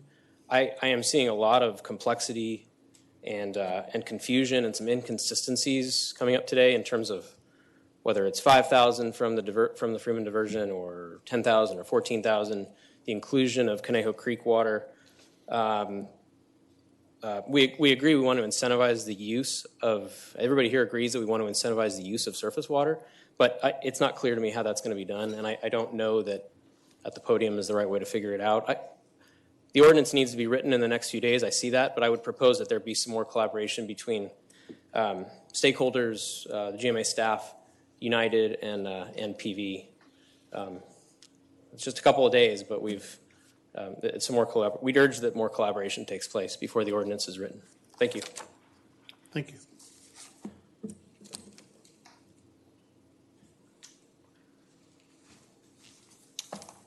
Tony Stafford with Camarosa Water District. First, I want to thank Kim and staff, Jeff, for backing up on the board memo just a little bit and meeting with us yesterday, but I still think it's important that I explain a little bit of the process and why M&I says that they weren't okay with this. For 2 years, we've been negotiating with ag and staff on allocations, and specifically on percentages. And I think it's important, and something that's been lost, and I haven't heard it today, is that during these negotiations, we didn't know what your board was going to say the starting point was going to be. All the examples ended up being 100,000, but it could be 110,000, it could be 90,000. So the negotiations have been going on for years. And we settled on a 60-40 split. And from that, M&I has always based their numbers on T. And even our internal negotiations now with M&I is based on T. And when we were in the small negotiating group, which I was going to say privilege, which I'll back that up a little bit, which I was part of since the get-go, is M&I was negotiating off at T, and that came up to the 42-58 approximately split. And in compromise, as Curtis Hopkins said at the last GMA meeting, we settled on a 40-60. So it was somewhat based from where M&I is on a time period, but there was some compromise made, and we agreed that it was 60-40, and I think everyone in the room understood that it was still up to you to decide what that starting point was. So in every presentation that had been made to the board since that time, in the last 2 years, has been 60-40 split. I went back and looked at video from last week's board meeting. It was 60-40 that Kim put up, that we had agreed to 60-40. So your board's seen it. Everybody in the room has heard that.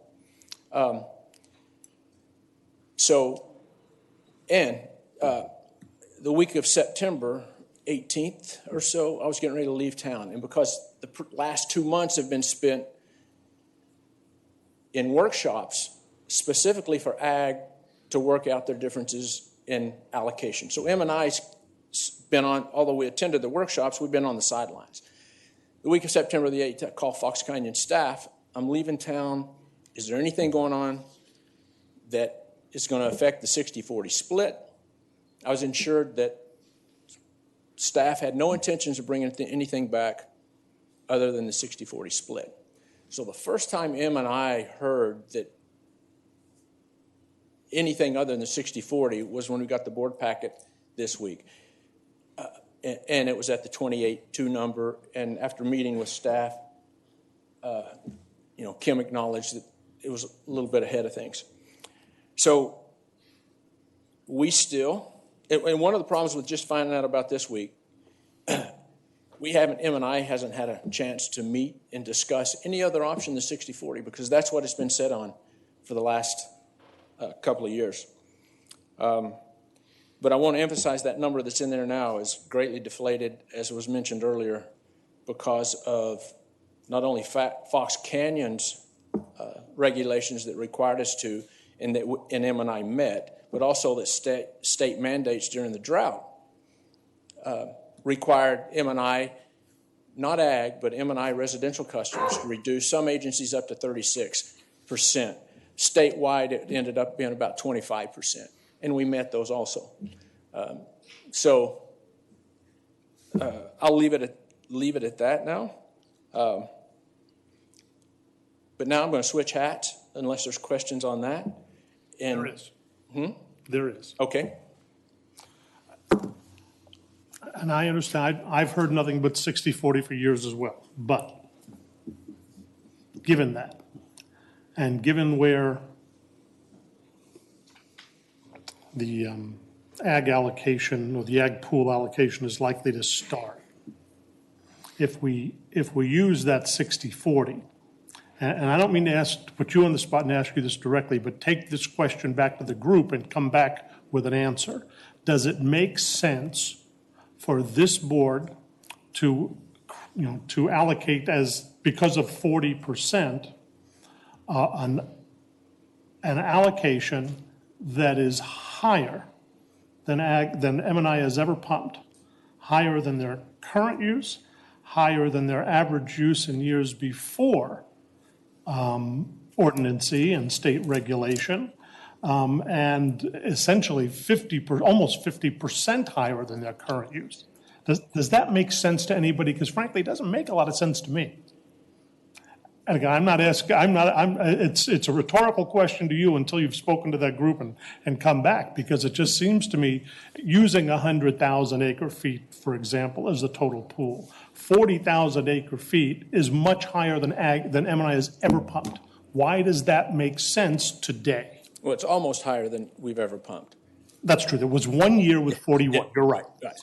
Why does that make sense today when you're pumping 28? And I know why you're pumping 28, but why does 41 make sense? I don't get it. Yeah, and that's the discussion that will take place. Right. Learning of it this week, we didn't have the chance to have that Understood. discussion. Okay. Now, next hat. Go ahead. The other, and I'll be brief on this too. I just want to address Canal Creek, but I want to make sure Jared's still in here, so if I say something that PV doesn't like, he can run up here. Two things that were brought up was double dipping. Double dipping will not take place. Right now, the way that it operates is that we deliver an acre foot of water to PV. Mm-hmm. In exchange for that, we get a pumping allocation in a less impacted part of the basin. That accounting's already taken place. We meet with county staff, I think it's every April, and we tell them exactly how much we pump out of there. And so to me, it's an easy accounting thing. And in our negotiations, we've always set aside some projects as special projects because we knew that we would have to meet with staff to work out those details. We haven't met with them because all of this other stuff has been taking place. But what it amounts to is it'll either be pumped by Camrosa in a less impacted part of the basin, or it'll be pumped by PV. So I think, to me, it's a simple solution. And we look forward to meeting with staff and PV to work that out. So my question for you then is that water that you pump going forward after January 1st or when the GSP is adopted, subject to the extraction fees? I think any water that's pumped out of the basin should be subject to it, so yes. Okay. Hold on a sec. Before you leave, yeah, I just wanted to offer what my thoughts are in regards to Director West's question. And I don't know that the answer is 40,000, but the answer should be higher than 28,000. Well, I don't disagree. Yeah, okay. I just Because they did a 20% cutback, sure, while Ag did a significant increase. And so somehow we can't penalize the M&Is for doing what we asked them to do. I agree. No, I agree. My point really was, does it make sense to be so committed to that fixed formula, or, is there a number, apart from the formula, is there a number that makes more sense? Yeah. And something I'd be open to considering is, I do think there's the 60-40 split makes a lot of sense if you look at the historical record and if you take the 10-year average, the 60-40 split is where it was. How you phase in to get to that 60-40 split is, I think, an open question.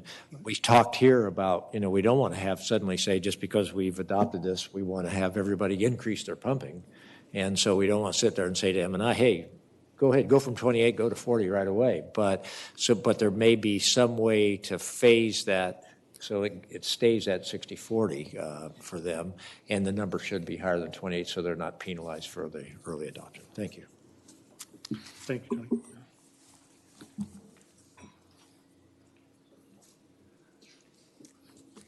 You better watch the recording, Mr. Bennett. Jeanette Lombardo, California Food and Agribusiness Advocates. I just have three little picky points. I'll let the gentleman go before me because I have big conceptual ideas. The first thing I would like to say is I have a question for Kim on his borrowing draft demonstration that you gave. If you could pull that up, I'd appreciate it. Because you sort of lost a whole bunch in the crowd here. We all were confused. And I want to make sure you're not using this newfangled Common Core math. Honest, Kim. Jeanette, I can't hear what you're saying. Okay, I've never got that before. So when you had the 100 acre feet for the first year, you overpumped 5. The second year, you, yeah, bring it up.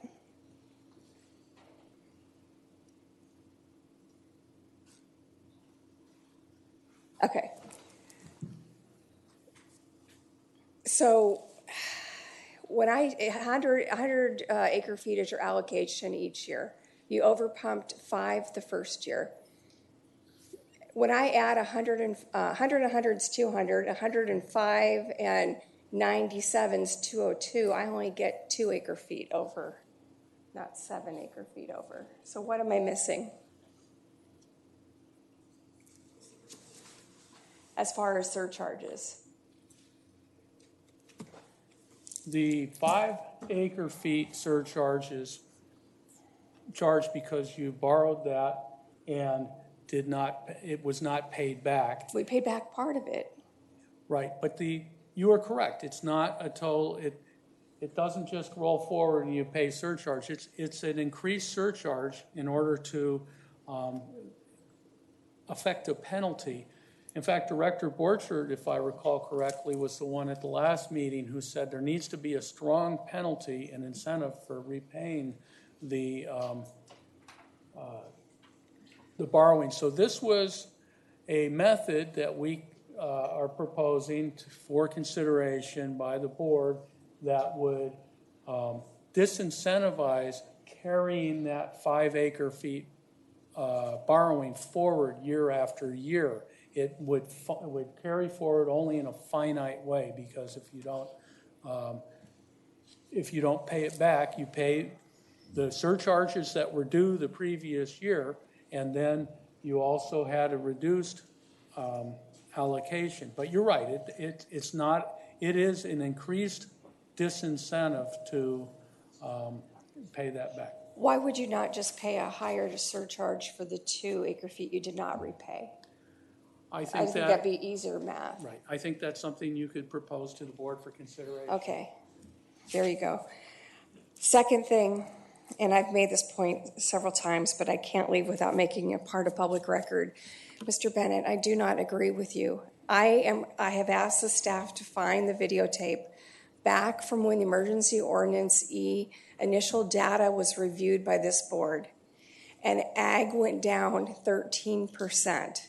So I promise you right here in front of everybody that I, in my spare time over this next month, is going to find that video and forward it to Jeff and to yourself, that we reduced our pumping, it was stated here, by 13%. Now, we did not reach the 20%. No one is denying that.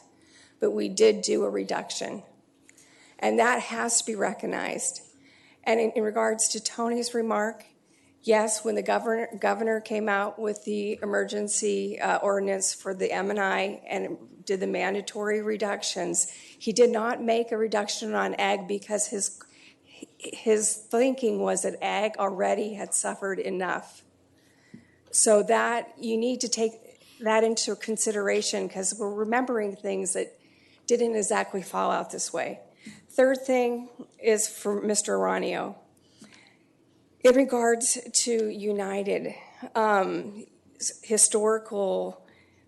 what they've done historically when 85,000 acre feet of available storage spaces, and okay, we have to remember that when Mr. Solomon was general manager, United created the 4 priority steps for the diversion off of the Santa Clara River.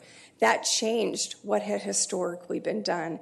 And that was also before Sigma ever came into place.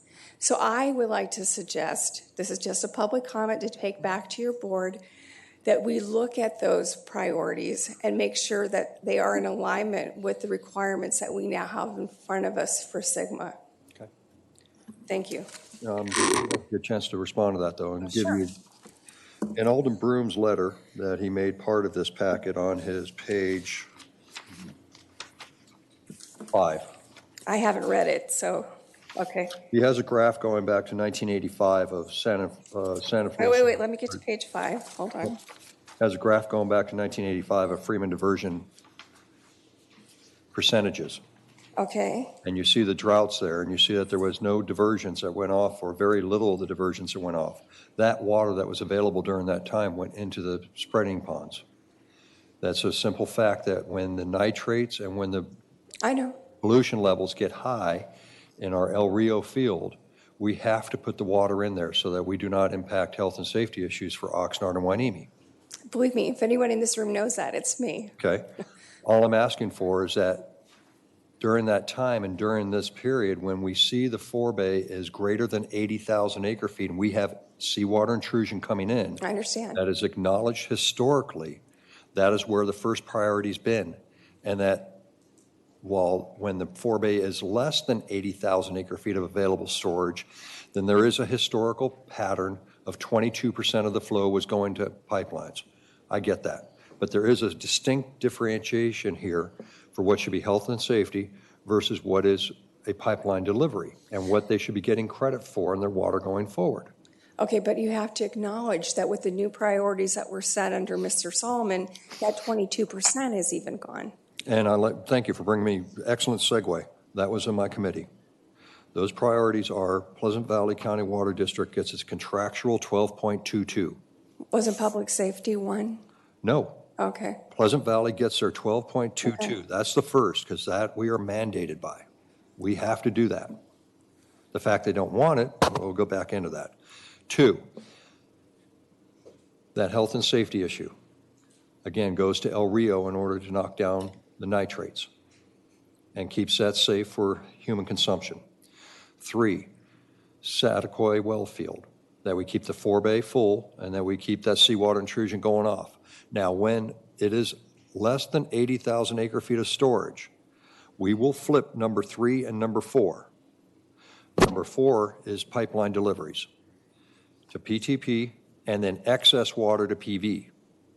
If we have less than 80,000 acre feet of available storage, we will move PV and PTP into the number 3 position and move Satakoy down, because then again, we've got mounding and it's just not as efficient.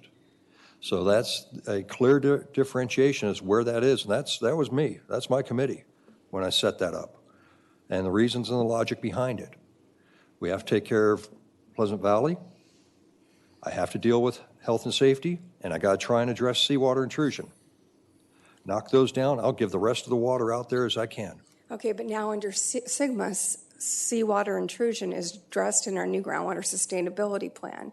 So that is why I'm saying I think we seriously need to look at those priorities in light of our groundwater sustainability plan. Okay, thank you. Staff, Kim, I just want to ask you one question, because I asked this question earlier. In regard to her contention that Ag's made a 13% cut, you've got the data right there in front of you in terms of Ag pumping before and after Ordinance C. Ag pumping has not gone down by 13% since Ordinance C, correct? I don't know a percentage. We do have the chart that shows the Ag pumping. That's the groundwater pumping portion of Ag from 2003 to 2016 in the blue bars. I see. This is just Oxnard, so you have the true picture. Oh, okay. So this is Oxnard, not the Las Posas Basin. Oh, yes, that's a good point. This is Oxnard and Pleasant Valley only, not Las Posas. Yeah, all right. So we don't have the data here, folks. Great, thank you. Correct, thank you.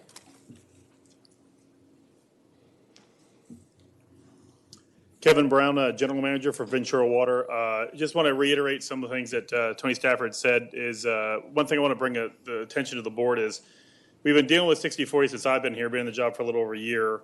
To make changes to that's fine, but we need some time to, as a group, meet together and come up to our conclusions with that within M&I.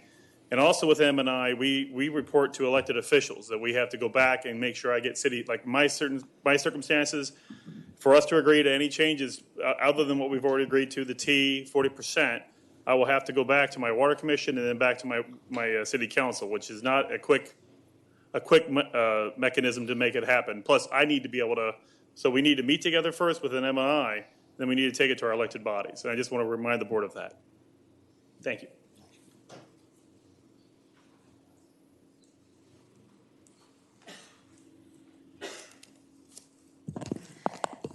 Good afternoon, Chairman West and members of the board. For the record, my name is Amanda Fagan, and I'm the Community Planning Liaison Officer for Naval Base Ventura County. We concur with Camarosa and Ventura Water's request for additional time to digest and evaluate the impact of this proposed allocation system. The proposed base period of 2015 to 2017 used to establish that initial allocation pool is not reflective of historical use nor projected future demand based on known and anticipated growth at Naval Base Ventura County. The proposed system also does not account for significant conservation already achieved. As a point of reference, the total combined water consumption by Naval Base Ventura County, Port Hueneme, and Point Mugu has been reduced by more than half since its peak in the early 2000s.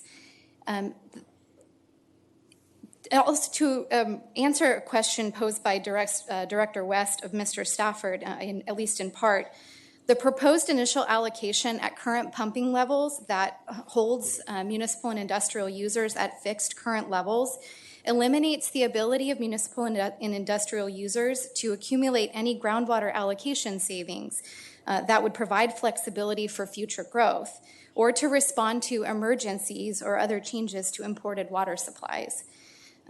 We at Naval Base Ventura County are committed to exploring collaborative approaches to address important groundwater management issues.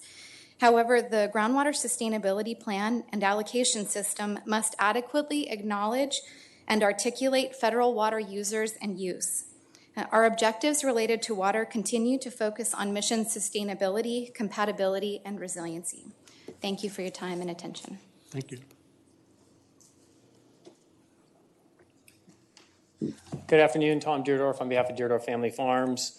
I'm very excited to see that every single person from the M&I community is requesting more time. I cannot recall how many times I've been told that agriculture is all about delay, delay, delay. All you guys want to do is drag your heels and delay this thing. And finally, somebody else is carrying that flag today, and I appreciate it very much. Thank you.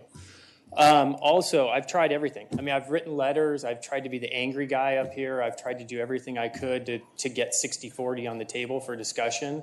And every single time, everybody would say, it's just an agreement. It's an agreement. It's an agreement. It's done. It's done. Well, it's not done. I mean, logically, everybody's starting to realize it doesn't make sense. Hopefully, legally, you've read some of these letters and figured out it doesn't make legal sense. I mean, the fact of the matter is, we're not going to get any deliveries next year. So guess what? Ag needs 70,000 acre-feet of groundwater to start with. M&I can survive with 28,000 acre-feet of groundwater. They've done it. Is it more expensive? Yes. I'm sorry. Our businesses are more expensive to run also. They can survive. We can survive. Perfect starting point, right? Okay, now let's ramp it down. Give them a better ramp down than us? Legally, does that make sense? No. I don't think there's a court in the world that would uphold that. Logically, does that make sense? No. Every single argument they can make as to why they're using less water because of T and because of requirements, I guarantee you every single farmer can raise 100 reasons why we're using less. My friends in the desert are furrow irrigating. We're not. That's reasonable and beneficial use of water. Why aren't we? Because we were supposed to be getting credits, because we're good stewards, because we want our cities to be profitable, we want our communities to grow, so we cut our water back. I mean, Marty's graph showed it perfectly. Every single time ag has availability of surface water, rainwater, then they use less groundwater, and M&I uses more. It's a direct relationship between the two. Has nothing to do with demand, has nothing to do with what the governor tells us to do. It has everything to do with supply. Surface water supply and God's supply. That's when the equations change, and that's the flexibility you guys need to put in the program. We need our groundwater. When we don't need it, they can have it. That's fine. But get me my 20,000 acre feet from United, and gladly we'll give them some of that water. That's perfect trade, right? That's what's happened in history. Marty showed us a chart. It's right, 20,000 acre feet gets delivered to ag. M&I bumps up to 31, 32, 33,000 acre feet of their extractions. It's a perfect relationship. So I'm glad that people are asking for more time. I do hope you take more time. This is a big deal. It's not an ordinance that we're slamming in for 1 year. Please take the time to get it right. Number two, well moratorium. There's no reason to have a well moratorium going forward. You guys are putting a hard cap on us. If I want to punch a straw in the ground or I want to buy it from Jared, what do you care? Right? It's a hard cap. Why can't I put my straw in the ground? That makes no sense why there's a well moratorium going forward. Number two, variances. I keep hearing that's getting kicked down the street. Okay, you guys are talking about an allocation that's going from 2010 to 2014. Well, in 2016, I applied to you guys for a replacement well. It's got a 400 acre foot allocation historically, right? You guys permitted it. You said, go ahead and put in that $800,000 well. Well, it wasn't pumped at all between 2010 and 2014, so under this new regime, that well is going to have to get turned off, right? Unless there's a variance. People talk about variances. I also did a lot of organic transition. A lot of that occurred between 2010 and 2014. So I didn't use water, and I got credits that I thought would actually be worth something someday, but apparently those are going to get frozen for eternity now. So that's probably going to be another variance. My point of raising all that is that I sat through the OPV process for a couple years, and the variances gobbled up that whole plan. If you ask people why a lot of that stuff got shaky, why it took so long to deliver it, because the variances gobbled the whole thing up. You guys need to measure what we're talking about. How many wells got put in between 2014 and 2018? How much acre feet of water does that amount to? Is that a 10%? Is that 7,000 acre feet of water? Who are you stealing that from to recreate it and reallocate all that for that variance? It's a zero-sum game. We know it's a zero-sum game. So you have to take from Peter to pay Paul. You guys need to add that up. How much acres were followed between 2010 and 2014? You need to add it up. I'm fearful that the variances are going to gobble up your program, and you need to start measuring what those are going to be. And our good old friend CEQA. You know, I love people that just say we're not having to comply with CEQA because we're doing something beneficial for the environment. I'm not buying it. I think you guys need to really look at that and see that you're not doing something. This is ahead of SGMA. We're not talking about SGMA. You guys are talking about an ordinance, a standalone ordinance. And this affects 30,000 acre feet of water or 30,000 farmable acres and a heck of a lot of water and diversions and markets. And can't imagine that's not subject to CEQA. Thank you for your time. Thank you, John.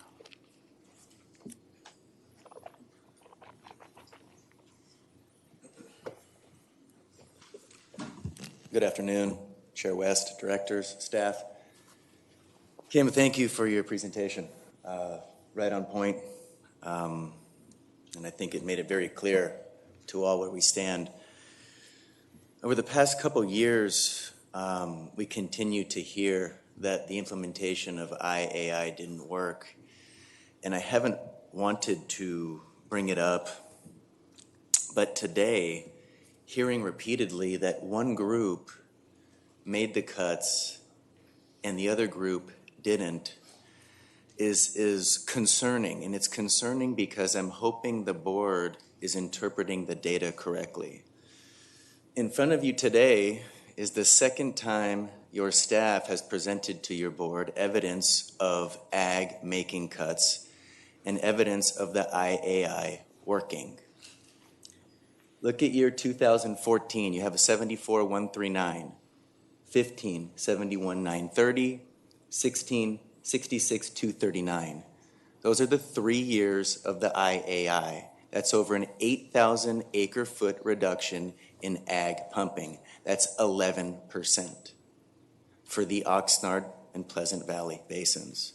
Was it 20%? No. Did we want to target 20%? Yes. Were we flying in the face of the second highest historical drought condition we faced? Yes. But ag made cuts. So to hear repeatedly that one group made cuts and one group didn't, and in fact that other group had significant increases, please tell me I'm misreading this data, because I don't see how that is a significant increase. I see it as a decrease. I'm the one that said it. Relative to the average use, if you take, for example, a 10-year period, 2004 to 2014, it is a significant increase in groundwater pumping. Right. So it's an increase. The implementation of Emergency Drought Ordinance E in 14 resulted in a decrease in ag pumping of over 11%, according to these data. I don't disagree with you. If you want to Okay. take 2014, the top year, as the peak in terms of that pumping, but if you want to talk about the average pumping from 2004 to 2014, there's been a significant increase, and for M&I, it's dropped down. And how much surface water was delivered from 4 to 14? I clearly recognize there's a reason Okay. why. It's because there was no surface water. I didn't say it was, I said we all As long recognize as we that's agree why that it since happened. the implementation of E, that both groups have reduced, that's really what we're getting at. I'm not here also to battle Jurgen whether he believes a longer historical base period is more appropriate or we believe a shorter historical base period is appropriate. I just want you to please query your special water counsel 2 issues. A base period in general. Ask your lawyer whether in the history of the 26 California adjudicated basins that any court has ever allocated water to the overlying ag group using a historical base period. It's never been done. Of those 26 adjudicated basins, 14 have quantified the water right. Of those 14, 0 used a historical base period. They were all arrived at by a stipulated judgment, given. Some were 5 years, some were 8, 1 or 2 were 10, 1 or 2 were 1 or 2. But it's never been done. Your board seeks to rewrite water law. Your ordinance will become law. You'll be the first body, the first agency to allocate water to an overlying ag group using a base period. Number 2, the wellhead approach. Please ask your lawyer.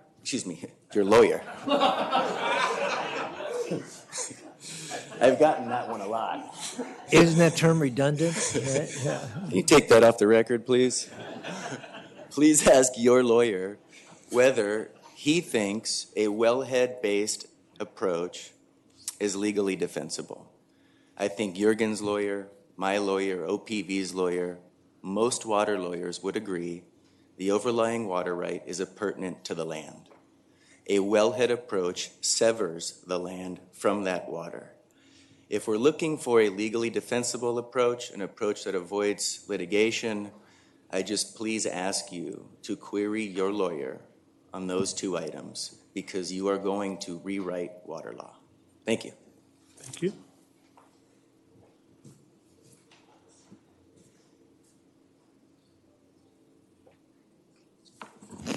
Good afternoon. For the record, my name is Lucy McGovern. I'm with the City of Camarillo. I've got a couple of points to make. I really appreciate Jeff and his staff to have met with us yesterday and to understand that it was this item was very important to us as an M&I stakeholder.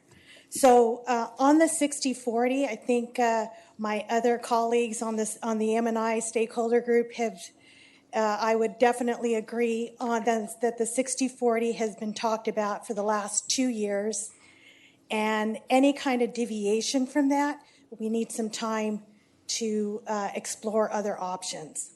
So if you would definitely, if you would seriously consider that, that would be greatly appreciated. As far as your question, Chair West, about not pumping the 40,000 on an M&I. For Camarillo, I will tell you that our full allocation is not enough to supply the entire demand of the city of Camarillo. That demand is supplied or supplemented with imported water. So, for example, 800 acres feet a year that was cut back for during the ordinance E period is worth about $1.2 million a year in our operating costs. And that means for us, it's about a 2% that our ratepayers have to pay. and it's not very easy to get that 2%. As Councilwoman Mayor Craven will confirm that in the last couple of weeks. So it's a very serious option. If we were to get the additional allocation, we would use it, and but we'd also like to look at it as more what's for the good of the basin, and so that we take that into consideration as well. On a third point, and I have not brought this along because I was waiting. I did not want to confuse things any more than they already are as part of the OPV group. But for Camarillo, we had 4 instances or 4 different ag to M&I transfers that got approved prior to Ordinance E. And because of Ordinance E, they got frozen. That kind of language has not been even explored in any of this. So we'd like to get some direction on what's going to happen with that. The variance option is not going to work because we tried the variance option as part of the Ordinance C, and it was rejected, and we were told to wait until this GSP and the OPV formula was going to be crafted. So I'm bringing that up right now, and I provided some of the background information to the Fox Canyon staff. Thank you. Thank you, Lucy.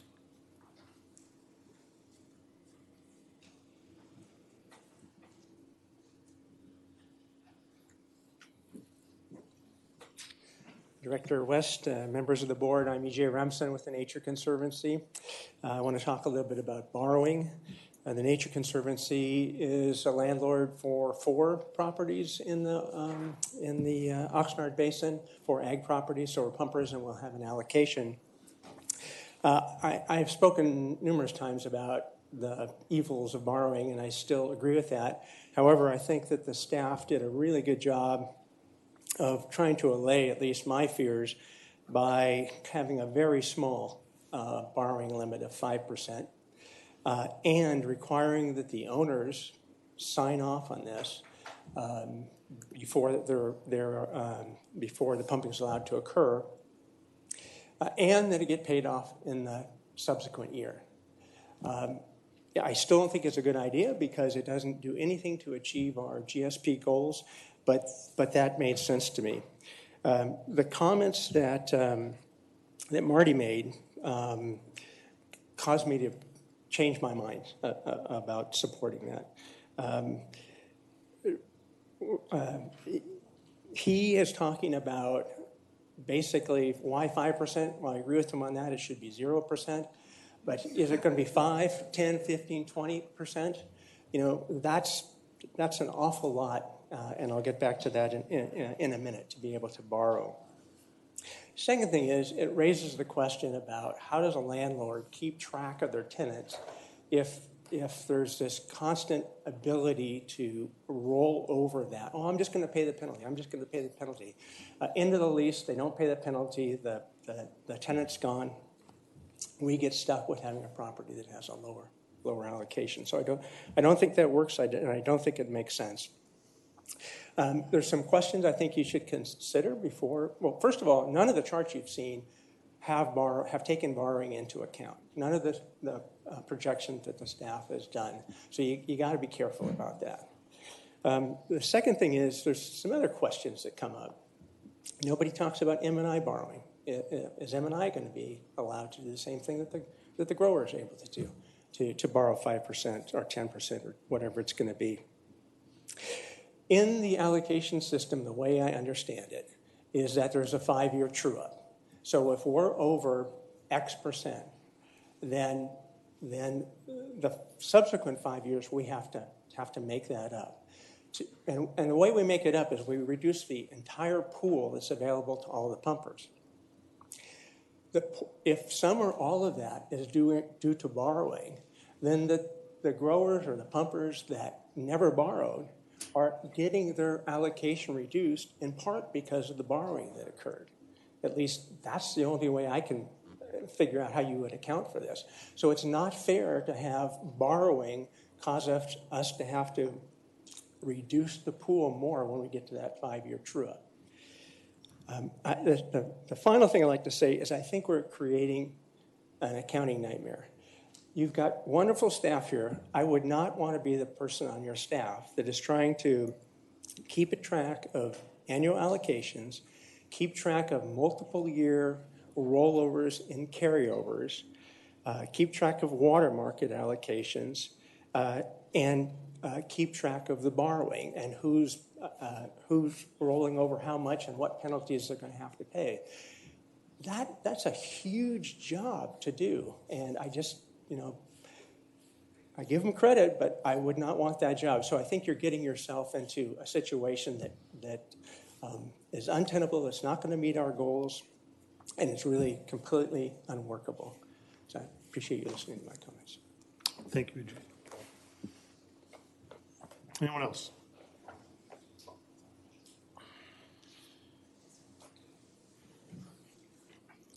Good afternoon. Akbar Ali Khan, representing Channel Islands Beach and Port Hueneme Water Agency. I just want to echo the comments of my fellow M&I colleagues about the timing of this. I would urge the board to maybe not race to an inferior product. I don't know exactly where the January timeline kind of came into effect, but I would hope that maybe we insert some time for review into this process. The calendar that Kim showed in the early portion of the presentation was awfully aggressive. And unless Kim is planning on working late nights and on weekends, I don't know how staff's going to get that done either. But more importantly, as Mr. Brown pointed out, we have to take this back to our respective boards. I think we've done a really good job of meeting over the past couple of years, every month, routinely. And it just so happens that this came out on a Tuesday and we're here on a Friday. If this were any other time with the normal amount of lead time, we would have had a chance to discuss that. That just wasn't the case this time around. So I would say just going forward, any development that's of substance, much like this staff report was, I would love the opportunity, as would I think the rest of the M&I group, for us to be able to meet as a group together. The questions that the board had for our group today, I think very well could have been answered in that room had we had a chance to review it as a group. And then that way, when we come back, we can have a more fruitful discussion the next time around. Thank you. Thank you.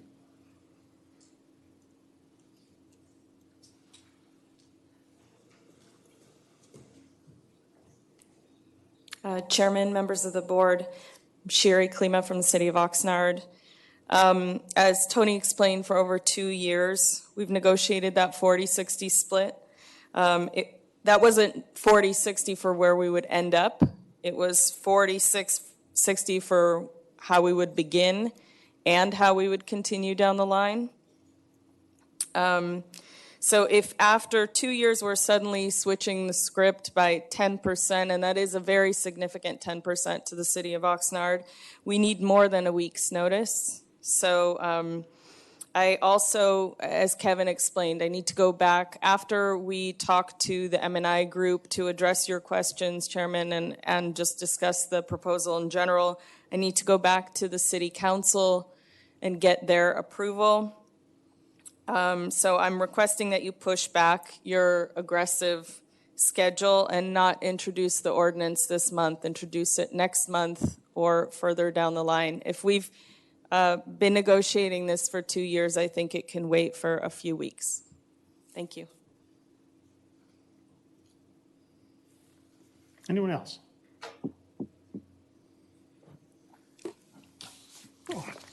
Turning back then to the... You got somebody. Oh, sorry, Matt. For the record, Matthew Feenup, California Lutheran University. This seems like a minor detail compared to some of the fundamental issues that are being discussed today.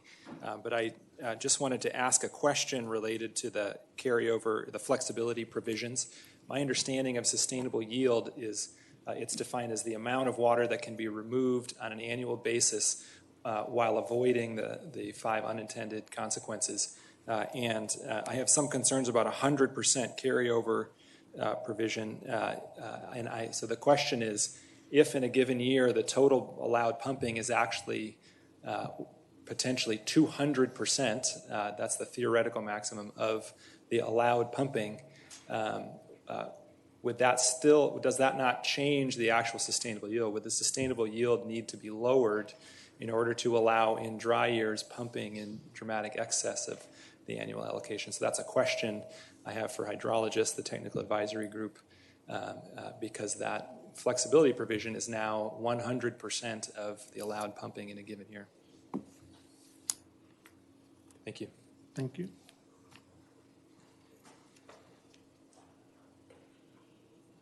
Anybody else? All right. Turning then to, thanks, Kim. Were there some things you wanted to address before I move on here? Kim? No, Chair West, I'm just going to come back to the recommendations there for your consideration, and be available if you have any further questions of me. All right. With respect to item number 2 here, direction to staff concerning initial pool allocation, I think there's probably some, at least in my mind, some reason to concur with the folks that have come up from M&I about them needing a little more time to meet and confer and respond to some of the ideas and questions that have been kicked around here. However, as you may have noticed in the schedule, time is short. I think we can proceed with the development of the ordinance, leaving a blank in place for whatever that number or percentage or factor has to be. But I don't anticipate, at least unless there's a different sense among the board, I don't see a reason to put the brakes on. There are lots of reasons to keep moving on schedule, and there'll be a couple of weeks at least before this comes back, plenty of time for M&I to meet, confer with whomever, see if there's a consensus. But this board doesn't need a consensus to make a decision. We'd like one, but we don't need one. You've heard the ideas that have been discussed in public by staff, some from the board thus far. If you've got a better idea, there'll be an opportunity to present it, but move with alacrity. That's my sense. So I don't, I'd be very comfortable not, deferring any decision with respect to a percentage or a number for M&I. I don't think we need to do the same with respect to ag. I think we've got enough information, have had enough information for a long time to make some decisions with respect to the initial pool allocation for ag and the staff's recommendation of was it 60,000 acre feet of groundwater, 10,000 acre feet of surface water, I think makes good sense. However, I would agree, based on most of what I've heard here today, that it's appropriate to add in some way, I'm not sure how it gets done, but to add the Conejo Creek water to that allocation pool, since that's water inevitably that would be pumped probably by PV, where they're not receiving that water. The total applied water approach makes more sense to me. I don't know why we would leave applied water out when we're talking about an allocation, because they'd be pulling out of the ground if they weren't receiving it elsewhere. Just my thoughts. Conejo Creek water all would go in the ground? It wouldn't go into the ocean? Actually, the Conejo Creek water, it would probably go back into Camrosa Service District. It would not go to the ocean. We would not waste that to the ocean. It would be put to use someplace. It would probably mean on Camrosa's part, they would have to develop a little more infrastructure to move it further into the district. But no, it wouldn't go to the ocean. There are also plans in play, and this is a complete aside. This has got nothing to do with the allocation plan. I know there have been some discussions with United about moving some of that water when PV's not able to use it or when there's excess water, through to United so they could either recharge with it or treat it or do whatever they're going to do with it. But at least in terms of the answer to your question is no, it wouldn't go to the ocean. I don't want to make all my comments, but I do want to ask just one specific question relative to what you're saying. And staff, I know we brought up the issue of Conejo Creek water, or at least I brought up the question, and staff gave a reason why they didn't think it should be included. What was that original reason? Why haven't we included Conejo Creek water? Well, first off, the reason we focused on the Pleasant Valley and PTP water coming from the Santa Clara River is because of the fact that that was recognized, or has been long time recognized by Fox Canyon as would have been groundwater had it not been put in the pipe. So it's a different kind of water than the other kind of water. With PV, I think that, Mr. Broom answered that pretty well when he talked about it. It's a movement of pumping from one area to another area within Pleasant Valley that is beneficial to move that pumping, but it's not a net increase of water available to the basin. It is shifting pumping from one area to the other with the delivery of that surface water. But Kim, isn't that the reason to include it in the allocation? Because it's going to be pumped. Which you're basically, without including it as part of the allocation, you're telling PV that they can't pump. Whether they pump it or transfer the pumping, you tell them they can't pump that water if you don't include it. Well, that's, with Chair West, these projects, like PV, like the GREAT program that for the delivery of water where they get to pump or will be able to get to pump for that, those are projects that have been handled outside of the allocation process. They've been individually pumped because the net impact to the basin has been determined by your board to not increase the pumping, but just to move it, bring new water in, and the allocations were. Now, if that's not how you want to handle that moving forward, then we'll have to go back to the drawing board on some of this stuff. Number one, I don't know if we can continue to do that under SGMA. And number two, while I think it's correct that there's no net impact on the basin, but that assumption is predicated on the notion that the water is going to get pumped. And if it's going to get pumped, it needs to be part of the allocation. What I would suggest, with your indulgence, is that we study this issue and we come back to you on the 24th with the discussion of how that might get included for your board's consideration. We can really delve into the details of it as needed. That's the farthest I would go, is ask staff to study it and come back. I would not be ready to put Canal Creek water into the total applied water mix yet until we get. Anybody I think we have to look at that. They're going to have to look at the agreements and see what. Oh, I have no objection to it. I was just asking if anybody else has any thoughts before we ask staff to move on to the next part of the. None? All right. Are we on number 2 is what you're specifically asking? Well, yes, we're still on number 2. Go back to your graphs having to do with M&I side. We saw the agricultural side up there for a while.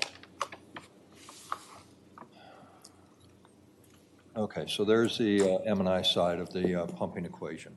And the period in which they've been negotiating under internal to themselves was the 2003 through the 2012, which would, for their internal allocation plans, was 37,000 acre feet as an average.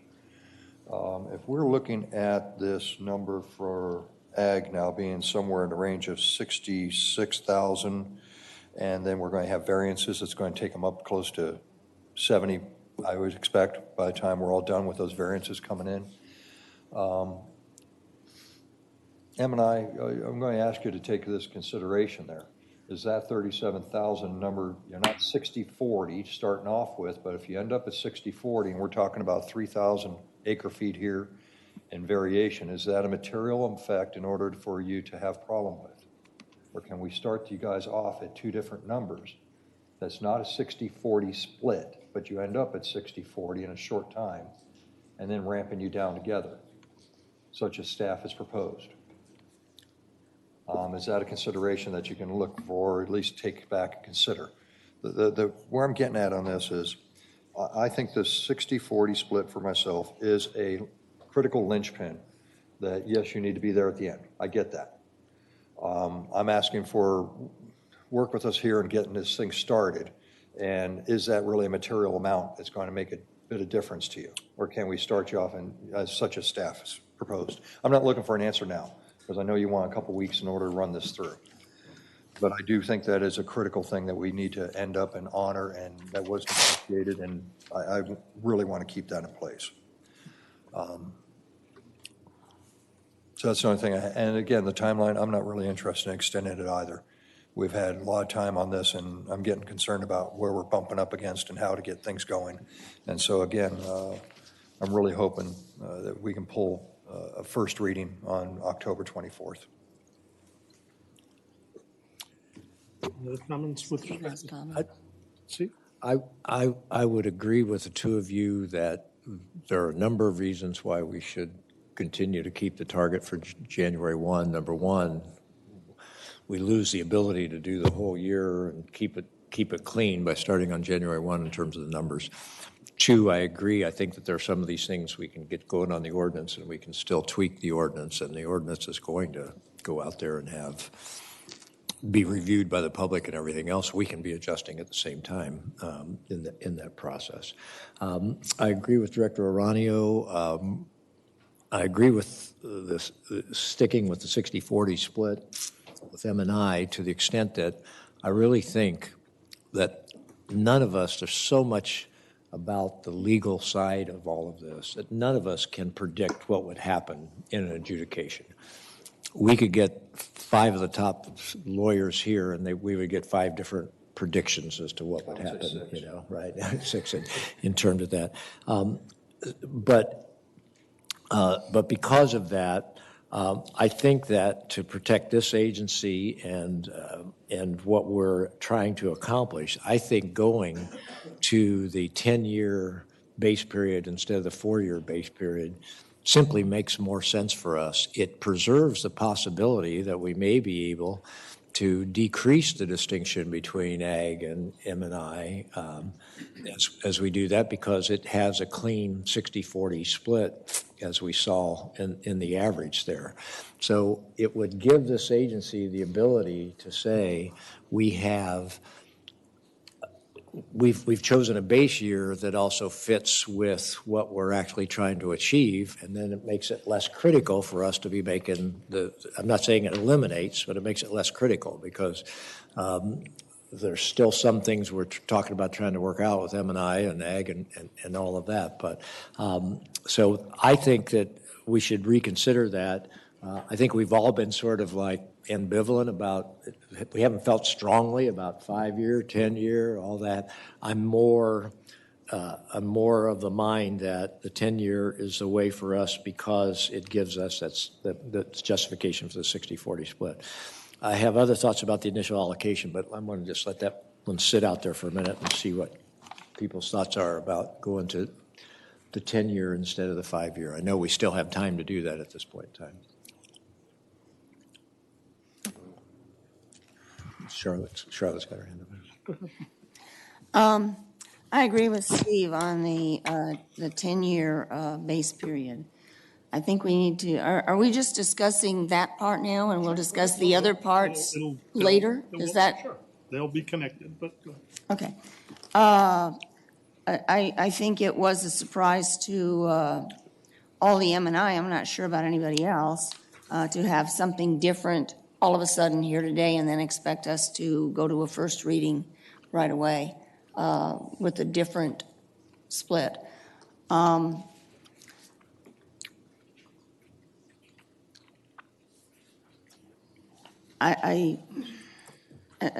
far as the base period, I also agree with him on the 10-year base period.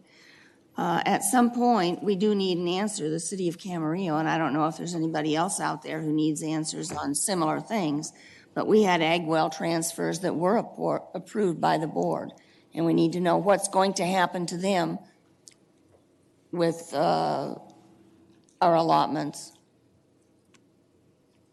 Are we going to, that was put on freeze when emergency ordinance E came in. Are they going to go off freeze, or does that water not count, or what? So that's never been talked about. Lucy brought it up. I think we do need an answer on that. I'm going on the other things that I want to talk about.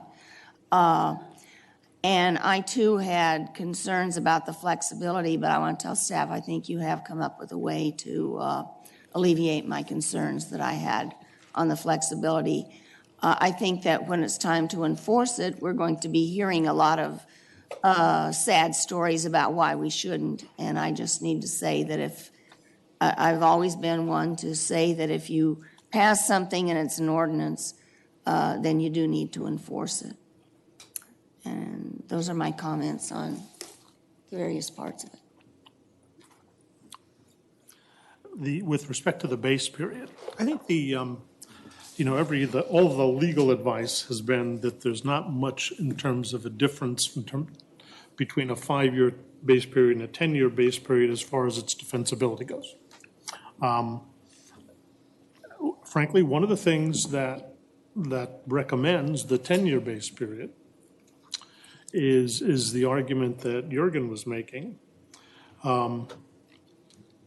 that it would make perhaps more sense for the board to treat all pumpers equally than to artificially create, no matter what the negotiations yielded, 60-40 pool. To create one pool for ag and a different pool for M&I.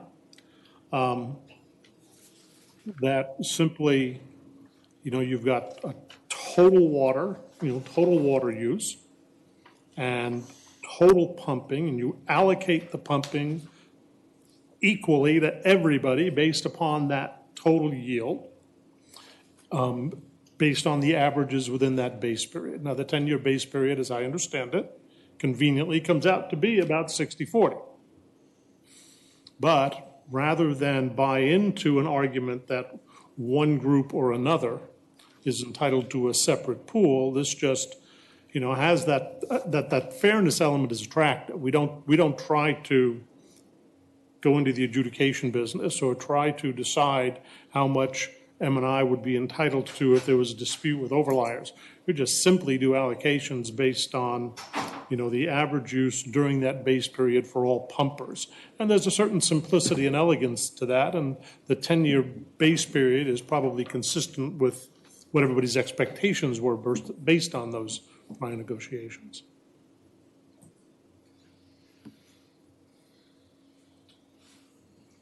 Well, that sounds like 3 people in support of going to 10-year. I just want to try to tick these off one at a time, some of our decisions. The other 2? That's a yes? I don't have an aversion to it. Okay. So staff? Wow. Out on that one. Okay, so I think that's in terms of direction, I think that's part of what we want to see is maybe to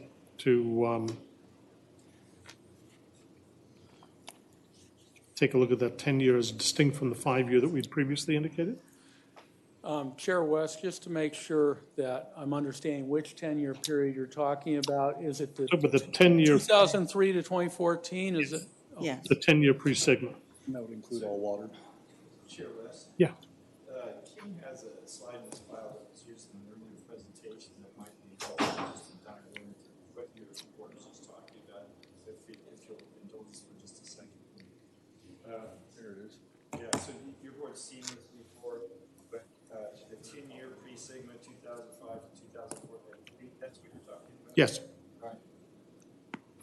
I didn't hear. What did he say? Just say yes to? I'm sorry, the 10-year pre-Sigma? The one where the pointer is. The third is. from the left? Yeah. That's the one I was referring to. Yeah.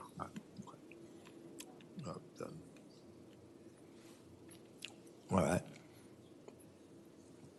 Could we, so is everybody comfortable with that? Could we go to, you have a chart on initial allocation. Could you go to your PowerPoint slide that has the initial allocation recommendations that you have up there again? Oh, the 60 and the 10, and the 35 something. Yeah, the 34,000. And Director Bennett, just before we move on to that, just to make sure that I'm understanding, we're talking about for the ag sub-allocation pool, the 10-year pre-Sigma. Right. Yes. That would be that's just your direction for the base period, what base period to use. Correct. Right. Right. And that wasn't just for ag, it was for all water.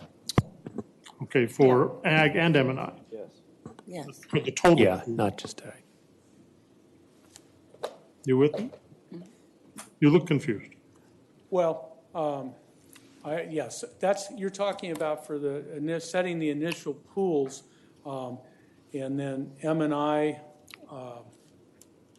they had proposed sub-allocating with the TEA. So I'm not concerned about their sub-allocations. Okay.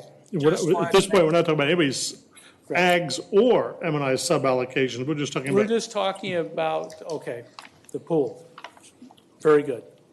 I want to make sure I explicitly understand what's going on. This is the one you were talking about, Steve? Yeah.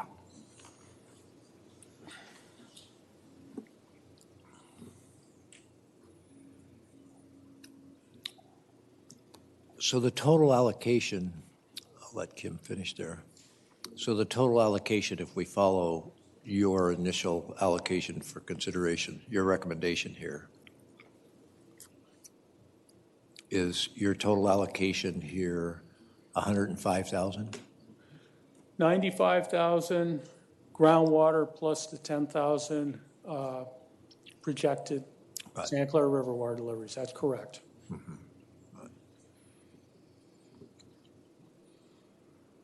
And if that 10,000 isn't delivered? Then the groundwater allocation is adjusted down in the next 5-year period to balance the pumping that was in excess of the 95, well, the 60 ag pool.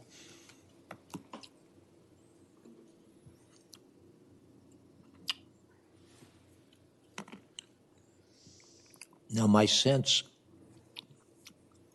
I know the M&I people were asking for a delay,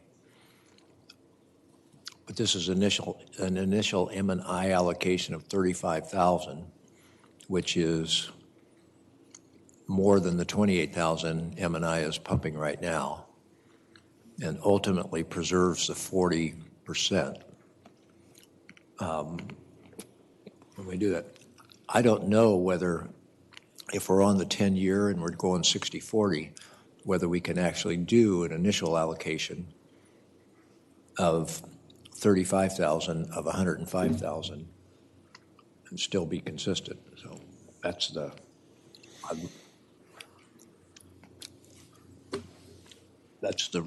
rub that I have out there. The other rub is the question raised by Director West, which is if M&I is at 28,000, I very much appreciate they don't want to stay at 28,000. They need to go to, it'd actually be of 105,000 if they got 40%. So they get 40% of 105, 40% of just the groundwater of 95. Then they're pretty close at the 35,000 number here. And it's certainly from my perspective, I know the M&I people generally were not here at the last meeting, but I certainly expressed, I think it'd be a little preposterous for us to say, as soon as we adopt a plan, we're going to start increasing our pumping of the groundwater, and so that's why what the starting number is that they can actually pump versus what their allocation is, is a concern. So I'm willing to let that ease off on that some because they've done a great job in terms of easing back. But I'm just curious what people's thoughts are here. What are we in terms of, is this 37% right now? Just 37%, 35,000 of 95,000 is 37%. Yes. Got it. Yeah. All right. So that's our 37%. So this doesn't strike me as a terrible compromise for M&I. I know they talk about having to go back to their cities and all that other stuff, but if we wait for them to go back to all of their city councils and all of that, we have to, like you said, we'd like to have consensus, we don't have to have consensus. This strikes me as reasonable. Could I speak on that one? Other people's thoughts. Yeah, I understand we have to get on with things, but we do have another meeting scheduled right away. This wasn't discussed with them earlier or something that we had to talk about. As far as going to the city councils, my city council never voted on a 60-40 split. I don't know what Ventura or Oxnard did. I don't know what the Channel Islands Beach Community Board did. I thought it was staff talking to each other and to this staff and to the farmer groups. But I really don't see a problem with delaying that decision until they do just out of courtesy, have a chance to talk to each other about it. I think that seeing something come out on Tuesday, not on Friday, and having to come and talk here about it on Friday is pretty soon, because, usually our packets come out on a Friday or are sent out on a Friday. I agree, and I think we've already decided we're going to give them some time. I appreciate their participation. I know there was some discussion about whether this item on the agenda was even premature, whether it should be moved entirely. But frankly, I think this discussion was more fruitful and hopefully helpful both to each of the M&I stakeholders as well as to staff and the board, so that when we're back here again in a few weeks having this discussion, we can close the gap, make the decisions, and move the process forward. So I think that's the plan anyway. All right. So Can staff, does staff believe they can stay on schedule without more direction than what we're giving right now on the initial allocation for consideration? So that you have the base year with at least an understanding that the board is supportive of the concept of staying at 60/40. Well, did you want to say something? Yeah, I mean, I'm going to speak a little bit for Alberto Boada and myself in terms of taking the lead drafting ordinances.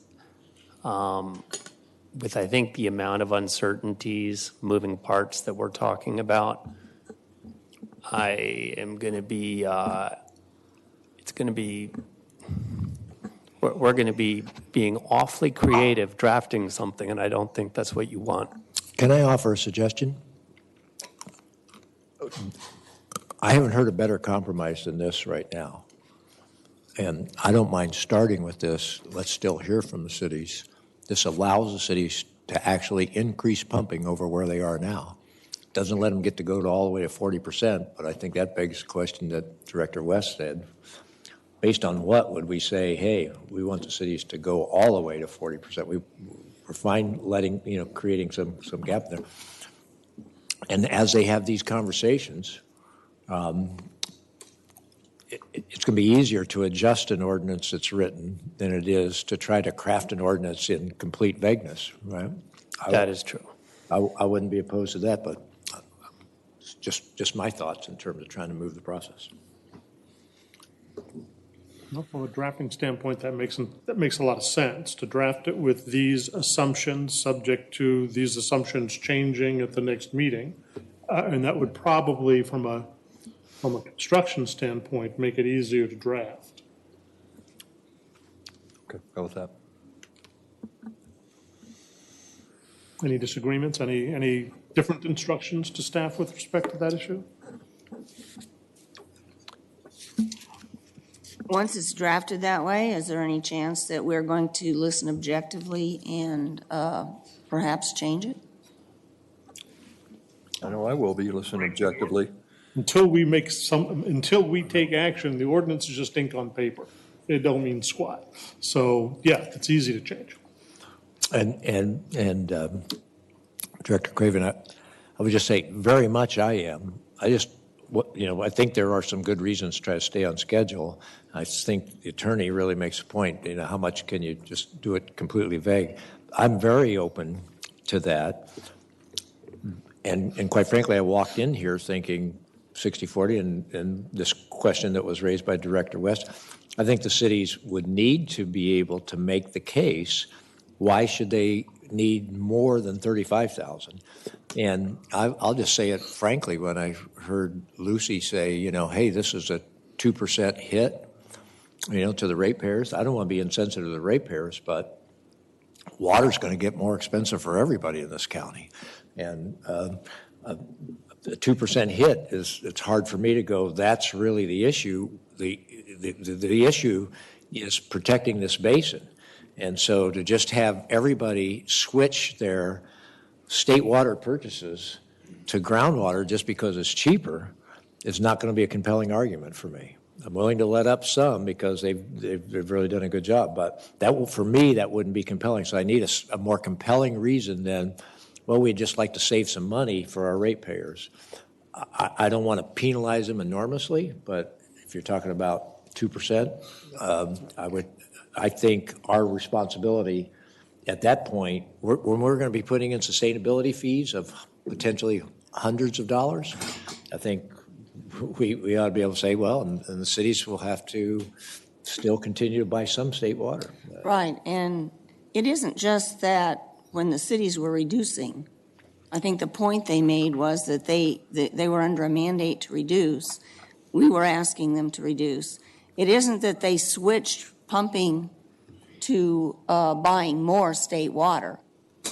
They reduced their consumption by 20%, which is different than saying they just switched where they got their water from. Well, and that's why I think there should be some increase from the 28,000, but I don't know whether it should go all the way to 37 or 38. What we're talking about is a 20% increase. That's huge. I know for myself, for years, as said, as it's been building and growing along, M&I has been under the impression that the 60/40 and that what they've been working with would be based on their T internally, and that was the word that was always put out for them. And here, on the 11th hour before this meeting, that rug got pulled out. And now we're looking at something less. And we've kind of, I get it, smacked them between the eyes with the number that we gave them. Unintentionally, mistake, got it, we did mess up on that. But I do think we may have a responsibility here to stay within the terms and the numbers and what we've been discussing and what we've alluded to and what we have felt comfortable with as ourselves. And that is that T period. Now, again, I think there's about, I'm going to ask you to change your chart again because I forget what the number was. I think it was 37,058 for M&I. To go back to the Go back to that graph. for the T. Keep going. Yeah. Whoops. Oops, wrong way. No, that's not it. That's not what I was looking for. Go the other, in the beginning of your presentation for the M&I. Oh, the pumping? Yep, there you go. Okay, 03 through 12, which is the T period, 37,026. And if you do that with ag at 60,000 groundwater pumping, you're at your 60/40.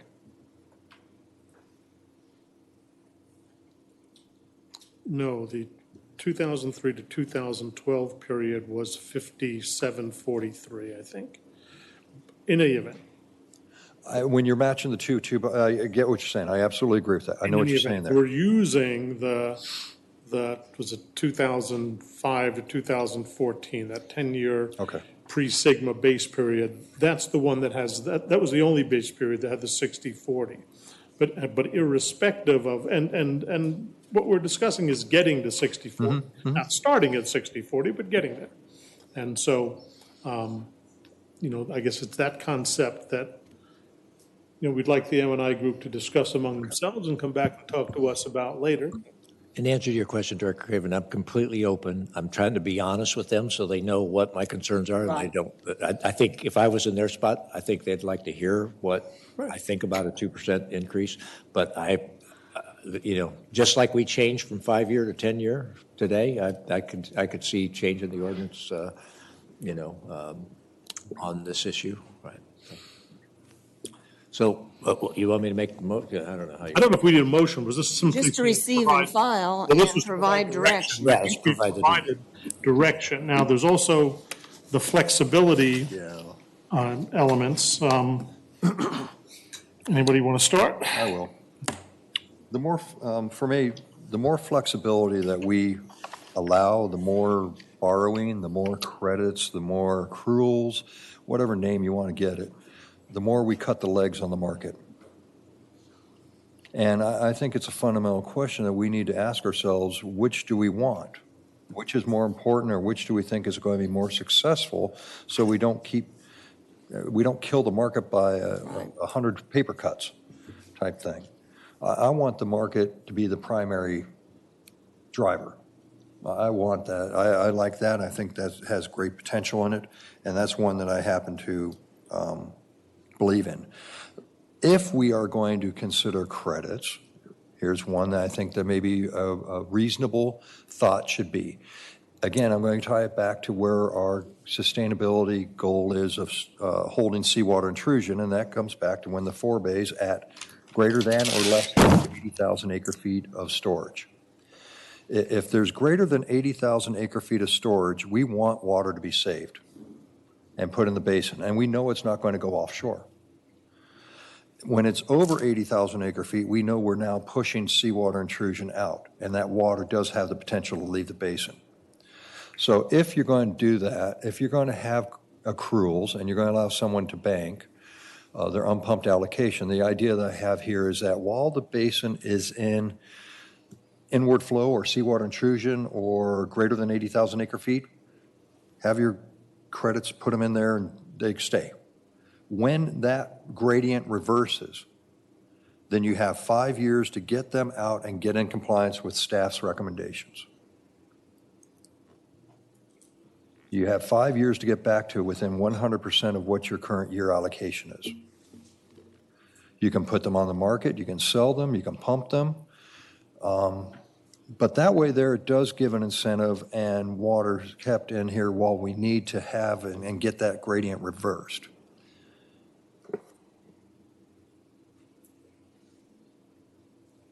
It sounds awfully complicated to me, but that's, I'm not the one that would have to implement it or monitor it or notify everybody. United comes out each and every year with a report as to what the basin status is. That's one of our requirements. And in there, we show, or we say, you know, what the available storage is and what the onward flow is or what the outgoing flow is. So you have that coming from an independent third party. And that can serve as your notice point at that time that now that the gradient's reversed, you got those that you have your credits or your allocation or whatever, now you've got your clock starts that you got to get down to 100% of your current year allocation.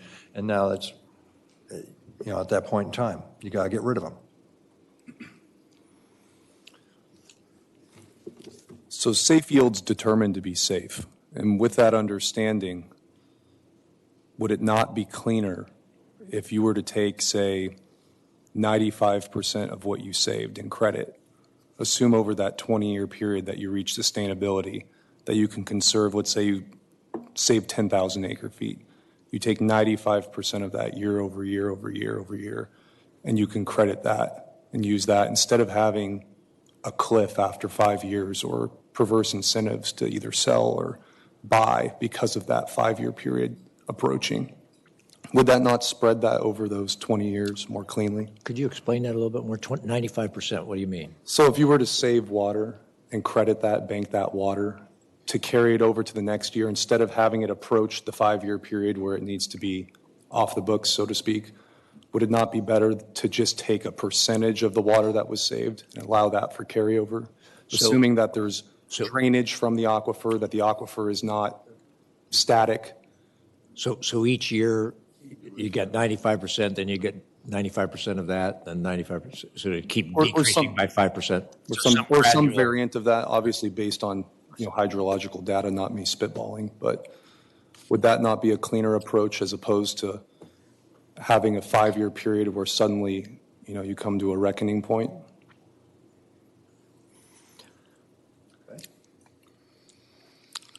I'll try a couple of things. Number one, to the extent that we do it, I've often thought of this idea of that it just you lose it completely in the 6th year or the 3rd year or wherever it is, will create different incentives than if you lose it gradually, like you're talking about, like you lose a certain percentage of it. But if we were going to do that, I'd probably move that up a little bit, because I think one possibility would be to try to mirror what happens. I'll give you a classic example. At Lake Casitas, people talked about trying to save bank water in Lake Casitas.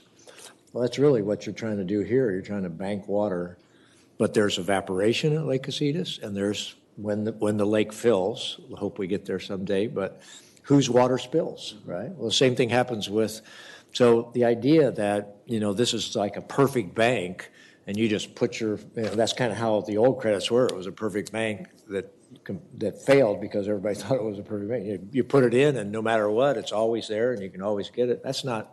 That doesn't fit sustainability of the basin, And the idea that, as EJ said, what do you want to have people pumping 200% of the safe yield, some year, because you had too many credits built up. So something that reflected that would be something that I would consider in terms of the accrual, but the error would be on the caution side, right? And that way you incentivize the market.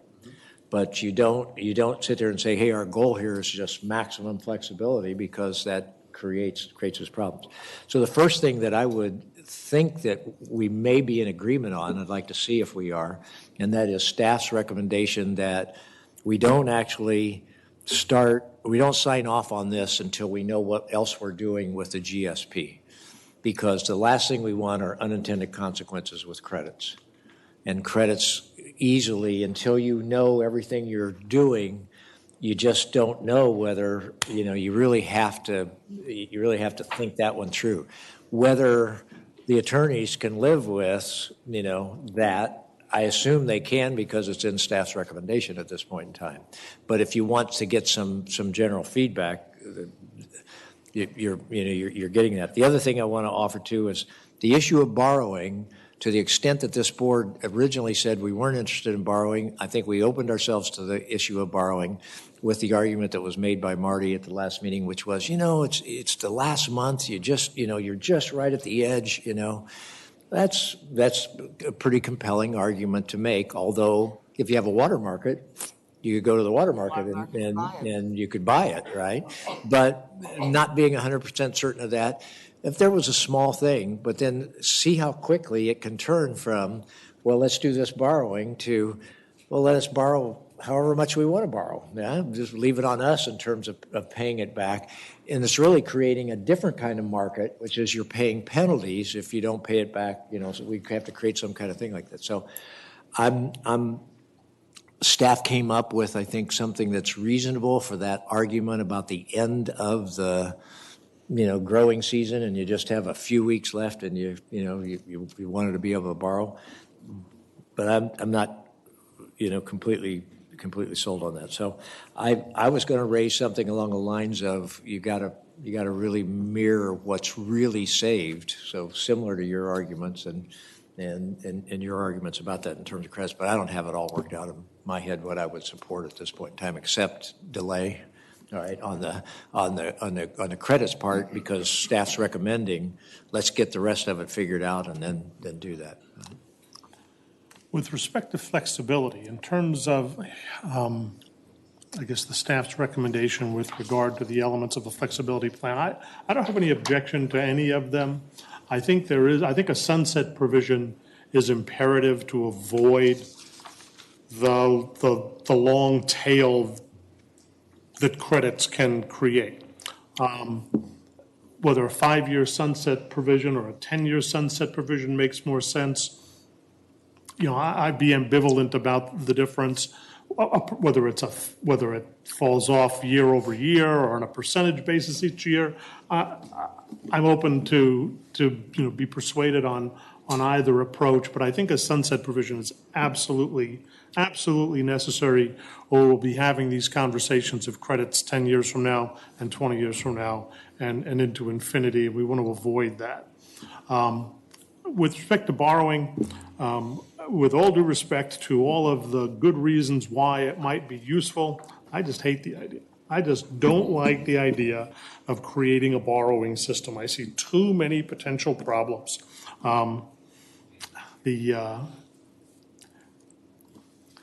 use the banking analogy, if you want a loan from a bank, you better have something on deposit. If you don't come looking for a loan. Well, this isn't a hell of a lot different. Okay, if you've deposited water in the bank so that it's available when you need it, come take it back. But if you haven't, I'm not so sure the bank should be interested in talking to you. I'm not a big fan of borrowing. I appreciate the safeguards. I understand why the safeguards might help minimize some of the difficulties, but you need them, you need those safeguards because the concept is so flawed. Let me just say, I think that banking is not a good analogy. In banking, when I want to go get my money, I hope my money is there. But what we found is with water, when people wanted to get their water back from the credits, it wasn't there. And the reason everybody wants to get it is because there's no water coming down. And when there's no water coming down, there's no water there. So I don't think the banking is a very good analogy. Unless you're dealing with a faulty bank, and then it would be similar. I said that I could go along because of the penalties with the borrowing. I've really been on the line. I could go either way with that, but I think we're getting back into the shaky ground with either borrowing or saving or giving credits. I think once credits get their foot in the door, it leads to bigger problems. And I think kind of the same with borrowing. I'm just a person who wants it this way or that way, and once you start giving exceptions, people want more and more and more exceptions. And we still haven't talked about whether borrowing, and it doesn't say in here, is for just agriculture or M&I too. Director Craven, in previous Is conversations. that in here?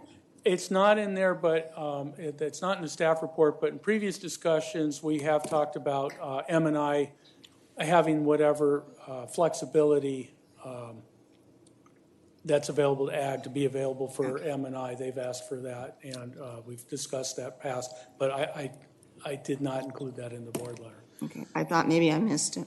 Director West, if I could, this is what I've heard so far, and I just kind of want to summarize in my head, see if people have heard that, and I'd be curious what your thoughts are on the credit side of it and stuff. But two people have expressed concerns about credits, kind of starting, it dies from 1,000 deaths and 1,000 cuts, as you talked about. So I think, in my mind, there's a healthy skepticism about the whole issue of credits on this board in terms of direction. I think that there is a belief that there needs to be a sunset. I think that, the question is what and all of that. I think that there's probably a belief that we don't want to make it too complicated to whatever extent there's flexibility built into there. Also, if we do it, I think we want to err on the side of caution. We can always loosen a credit system. We can always, but it's very, very hard to pull it all back. And so when I saw numbers like 100%, and 50%, I immediately went, no way would I start an ordinance off with that. If somebody's saving 100%, in 2 years, then something, that's not how we should do that. I do want to add this to the conversation, though. Credits is a way to encourage conservation. You don't want to create a system where people go, use it or lose it, completely. So you want to have some incentive in there, and that's the rub, that I have and stuff. But I'd be curious what our other director's thoughts are. I think we're going to have to come up with another way of incentivizing conservation, because I'm not sure credits are ever going to be a suitable way. Right. I would just say that I just don't see credits as being, it doesn't instill the type of fear in me that it would before, because I think before, when credits were being given out, it was basically during a time where there were very little limitations on pumping, and there wasn't the time and thought put into what is in fact the safe yield for us to be pumping in the first place. And so assuming that we know what safe yield should be or have a pretty good idea of what safe yield should be, giving out those credits should never put us in the situation where the aquifer is depleted and yet people are coming to cash in their credits. So I just see it as being a different paradigm now than perhaps it was in the past. I hope you're right. I just want to play this out in my head. So let's say we put on a substantial sustainability fee, right? And a fee, yeah, yeah, and we also have the market out there, and we have a robust market.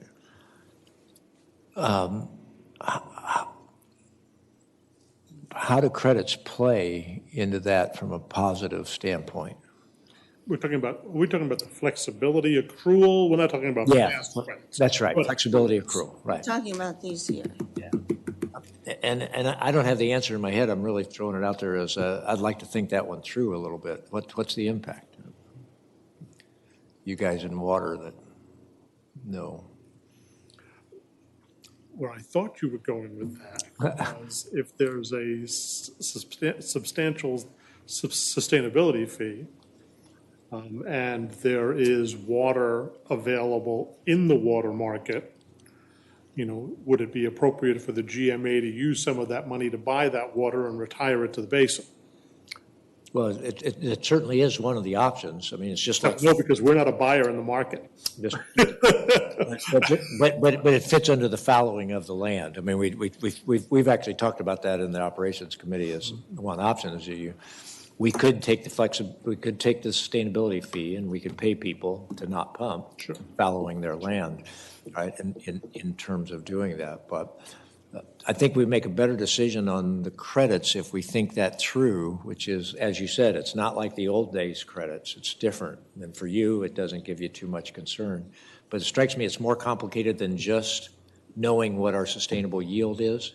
It's also knowing what our sustainable yield is, knowing what the impact of a substantial sustainability fee would be, and also what the impact of having a market out there would be in terms of that. And that's, for me, that's like a little more three-dimensional than I'm ready to jump into right now while we're doing that. But I think the elements of an accrual plan or a flexibility plan that Steve mentioned are the elements that are kind of the key elements that the board would be interested in. Does that tell you what you need with respect to that issue? All right, with respect to conservation credits, continuing to freeze the conservation credits, I mean, that makes sense. I don't see an alternative.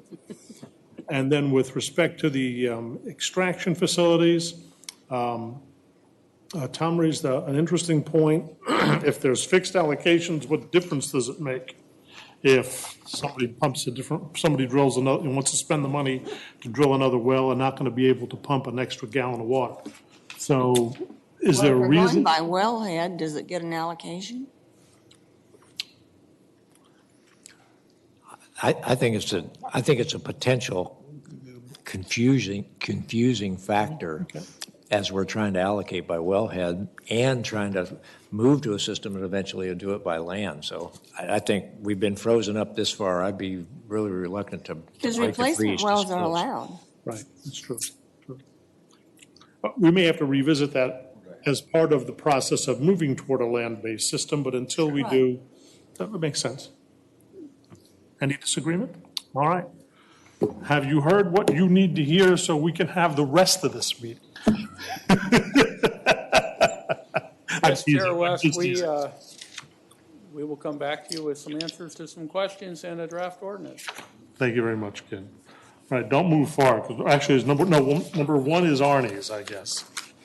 Thank you.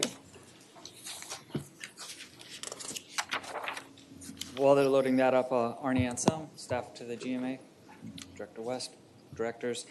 Item number one is a proposed amendment to agency ordinance code to require automated monthly reporting of extractions from agricultural groundwater facilities. This is a first reading of the ordinance.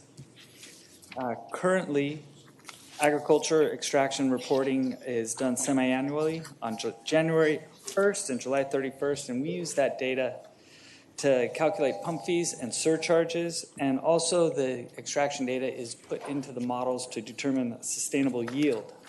I hope you don't mind if I just move on. Advanced metering infrastructure was adopted, an ordinance was adopted this year requiring AMI on active agricultural wells by December 31st. That is actually requires AMI on metered wells, and that's the active agricultural wells, not backup wells or standby wells. That AMI ordinance did not change the reporting requirements. So I'm up, here we are. The monthly extraction reporting, the value of that data to the GMA is DWR has their own water year that we need to be reporting on with our GSP, and that's October to September. So the monthly will allow us to report on their water year. The sustainability modeling requires inputs of monthly extractions. Currently, those are extrapolated from the two semi-annual statements. So we'll have more accurate data going into the modeling. And it'll also improve staff's ability to track allocations and provide notices if, and I know the pumpers are watching their allocations closely, but it'll allow us to notify them, make sure there's no confusion before the end of the year, before surcharges. So the proposed reporting requirements are for automated or computer-generated reports of groundwater extractions on a monthly basis, total extractions from each extraction facility in acre feet for the preceding month, and in discussions with staff, I think we would like to also include year-to-date totals as well. That'll give us a couple numbers to confirm. And the penalties are going to be consistent with the ordinance code, so there's no new penalties involved with this. And I want to point out the AMI being installed under the grant and the water market, those will be in compliance with this ordinance. There's one slight change to the semi-annual groundwater extraction statements. Most of it's unchanged, still are going to be required in January and July. We need to know how those numbers were determined. The total extractions from each facility and the acreage served, but what is new is with a new allocation system, we won't be looking at IAI, so crop type will no longer be required, and we would like the parcel numbers being served by this facility to be reported, so that will facilitate an allocation system that moves to land instead of from wellhead. There will be an alternative to the monthly automated reporting if it's impossible or highly impractical for a certain well or well owner.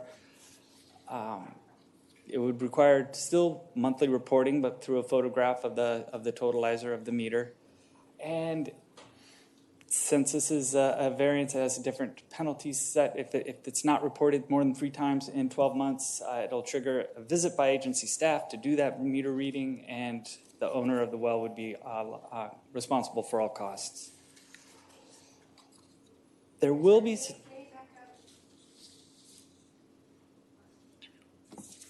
some data management needs by the agency to be able to handle this information coming in. With the AMI systems we're working with under the grant, we can handle that. It's the other AMI system, other ways of reporting that we will need to set up a central reporting point, which it could be a separate server that provides security for SCADA systems to report in, so they don't have to worry about opening a tunnel into their system. Our concept is to have a login with a well ID, personal identification number, and then they can transfer the data files as a comma separated value. It would dump easily out of their systems. Basically, an Excel file can dump it out and into. So this is something we would need to set up to be able to accept that data and talk to one vendor. They can do it. We need to talk to others to make sure we have a viable system by February when the first reports would be done. So this is a first reading. So the recommended actions are to receive this report, conduct a public hearing, find the ordinance to be exempt under CEQA, and conduct the first reading in title only. Thank you, Arnie. Questions or comments from the board? Questions from the public? Questions or comments from the public? Actually, why don't we do it this way? We will, before we take any questions or comments, I want to just open the public hearing with respect to the amendment to Ordinance 8.9 with respect to reporting extractions. Now, Jeanette, go ahead. Yeah. Jeanette Lombardo, California Women for Ag. If you could go back, you're reporting by parcel number. That was the stream that had the new and the old changes on it. Yes. Okay, so there's only one farmer left in the room, so hopefully they'll help me out here. When they're planting crops, it's by acres. It may not necessarily be an entire parcel. They may actually have a parcel as an owner sub-leased to different contract growers. So having it, previously, they drew the maps, right? And they showed you where the water was going and the APN numbers. Did you have a problem with that previously when we did it under the irrigation allowance index with the APNs? So okay, we would like this to facilitate to know. Arnie, would you get closer to the mic? We're looking for this information so we can track where the water is going to each parcel, because that's where an allocation would go in the future if we move to an allocation by land. Okay, but again, it goes back to the same thing where you can have a parcel, but not the whole thing is being farmed by one farmer and one well. So I just don't know how that's going to help get to where you want to go. So you're saying there could be two wells feeding the same parcel Yeah. by two different owners? Well, this would reveal that. This would reveal that. That's Well, right. we should have had it revealed already in the irrigation allowance index reporting. Because it went from the wellhead. We've been doing that, and what is the objection to doing it now? That's what I'm trying to figure out why it's new. Oh. And if it's going to get to where he wants to go with the land-based. Okay. So I can look into that. This is a first reading. We can come back with recommendations. Okay. Any other questions or comments? Any other testimony? Question I have is, what's the likelihood that all ag extraction facilities are going to be AMI by December 31st? And what if they're not? That's a great question. In my next report, I do have an update on the AMI installation. It does not seem likely. We're halfway there with our, and we have a lot of outreach planned. Put a hard outreach push over the next few months to do that, and another workshop planned in December.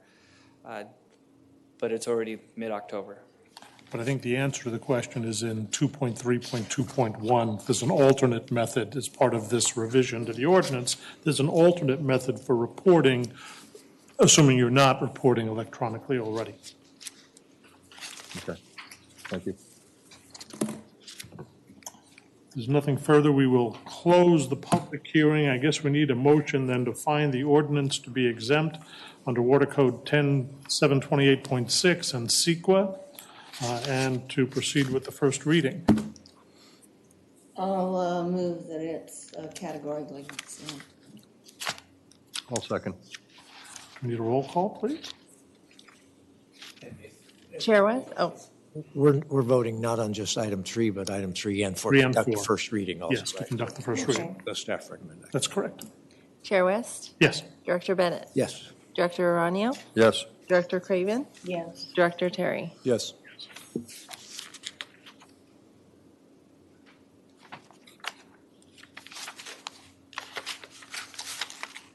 So Keely, are you going to read this thing now?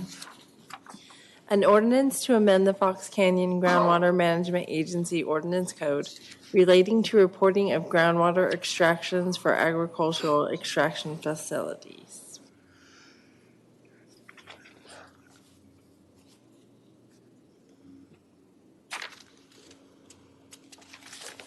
All right.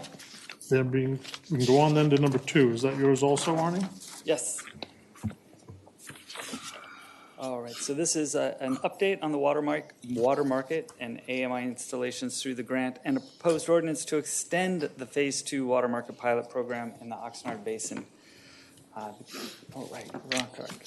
So the grant, or I should say the water market and AMI are partially funded by a grant from the Natural Resource Conservation Services.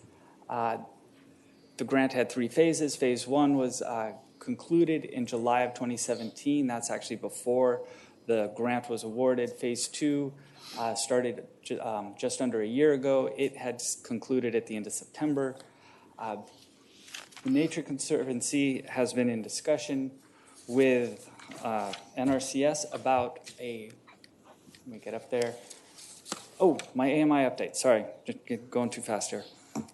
We've had over 300 wells apply for the grant. We've had 234 agreements signed by the well owners for and approved for installation of AMI. Right now we have 152 units installed, and out of that 100 have applied for the water market.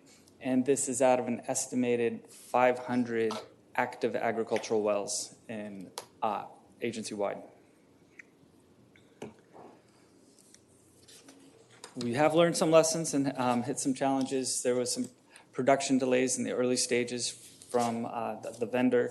Once they got ramped up to speed, we got hit by that big heat wave in July, and that stalled some of the installations because growers didn't want to turn their pumps off. They didn't want to have any delays because it was a vital time for them. And the way we have our wells combined into COM codes creates some complications for water market participations. We'd have AMI on most of them, but not all, but we need all the wells in a COM code to have AMI for them to be eligible for the water market. And some of the COM codes crossed over the management areas of the saline management area or the pumping trough, and that just created some confusion on what rules would apply. And some just technical issues with installing some meters report in different units, so those things had to be clarified. And we are learning some very, very new meter technology has different compatibilities issues with the equipment being installed. Oops, Could you go back? Could you stop on the slide about the number of installations? I just want to ask you a question. Is it, and only if it's possible, but if it's possible to relatively easily present to us what percentage of the pumping is covered by the wells? I mean, I suspect that, in other words, let's say we have 80% of the water that's pumped out of the grounds covered by, these 250 installers. And so, yeah, we have a lot of people out, but it's not that much of the market. That would be helpful. But if you can't pull that off, but it would be helpful to have that information if you can. I will look into that. Okay, so Nature Conservancy has been in discussions with the Natural Resource Conservation Services to request a no-cost extension to the grant. It's a 3-year grant. We had a year head start because we adopted phase 1 before the grant was adopted or approved. So this no-cost extension provides no additional funds, but it does allow time to extend phase 2 to have a more effective test of the water market. And with a new allocation system, if that goes forward on January 1st, there would be the same allocations for members in the water market and everybody else. So it would really be a true test of the water market. The extension is simply an extension of phase 2. It has the same requirements. It's limited to the Oxnard Basin. It's going to be for 1 year. What is new, we're going to begin it on January 1 ideally with the new allocation system. All growers will be on the same allocation, so it'll be that same test, and it's going to end with the water year in December 31st, 2019. And I do want to point out there was an error in the draft of the ordinance on Article 7 that said September 30th. Our role in the water market remains the same. We approve the participants, we calculate the water available for trade, and revise the allocations based on transfers, so surcharges are appropriately applied. The requirements to participate in the water market remain the same, except for the earlier versions of the earlier phases were based on, the allocation was based on pumping and allowed in 2014-15, and if somebody had surcharges, they were ineligible. And since that's no longer the case, if they had incurred surcharges and paid, are in good standing, they're eligible for the water market now. So the recommended actions on this is to receive the presentation, read the ordinance in title only, find the ordinance categorically exempt under CEQA, and adopt the ordinance. Questions or comments from the board? One question, it's just a procedural one.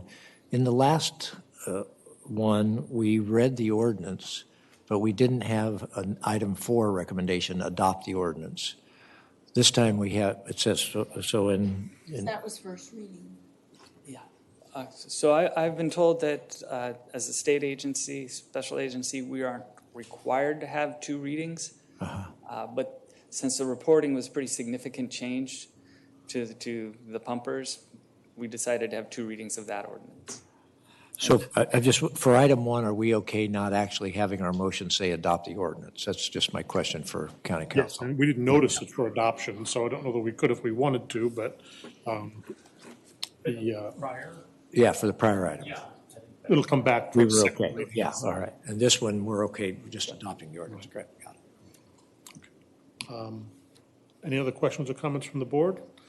From the public? Any questions or comments from the public? Careful.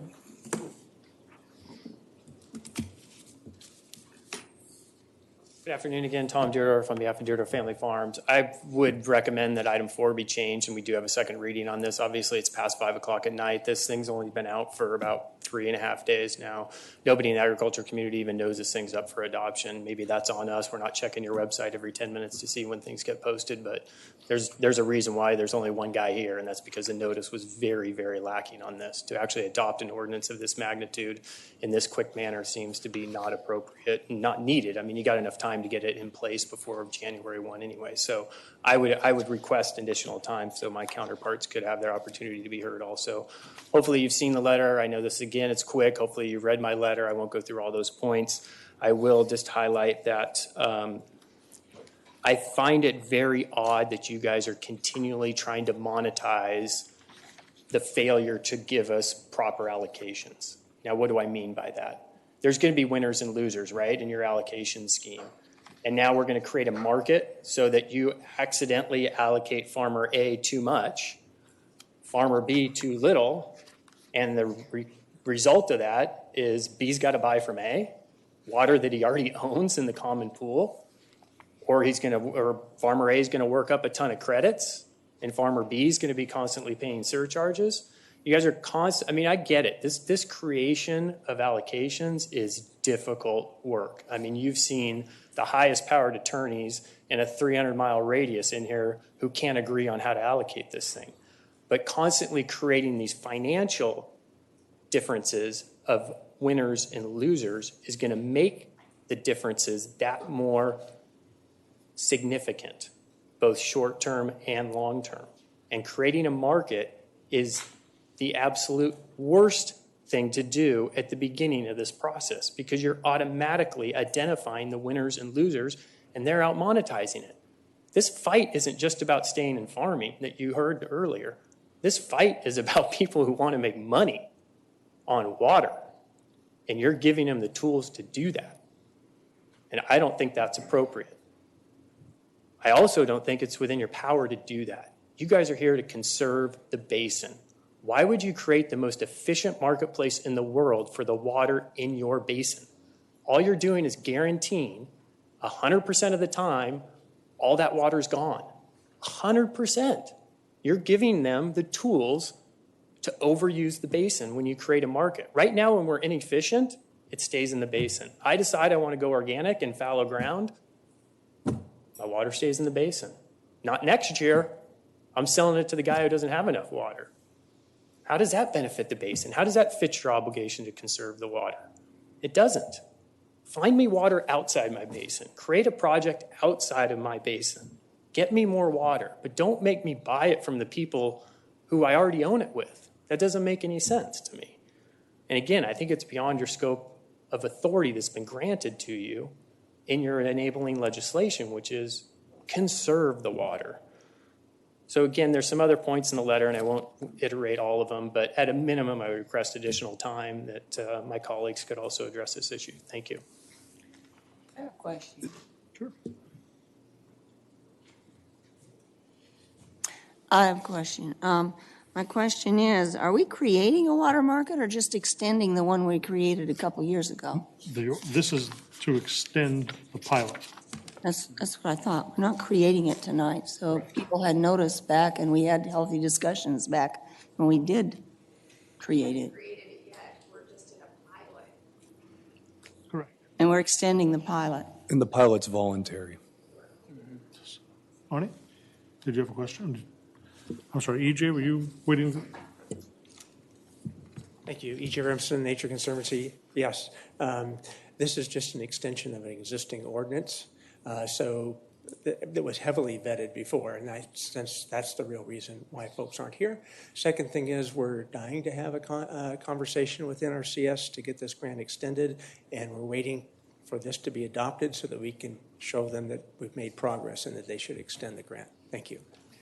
Thank you. I'd like to point out, serving on the subcommittee on the water markets, Chairman West, and so there've been many meetings, and this idea of the pilot project has been out there for years now in terms of doing this. So I don't believe that we're catching most people in the off guard about us moving forward. One. Number two, there's pretty compelling reasons why we need to move forward because we're already way behind with this pilot project, and it is just a pilot project. We're doing this to find out whether a water market works or doesn't work, not because we're making a long-term commitment. A third thing, I think it's a very good point made by the speaker, and that is the risk of a water market is nobody will ever save. Everybody will always sell all of their water, which is why the water market people have been very clear in their commitment that there's going to be an allocation, but there's also going to be the amount that you're going to be able to put up into the market, and they're not necessarily the same. And so what is the sustainable amount doesn't have to be so that we don't have 100% of the water always going out there. So I do think we have to be careful not to incentivize everybody to never save their water in the basin.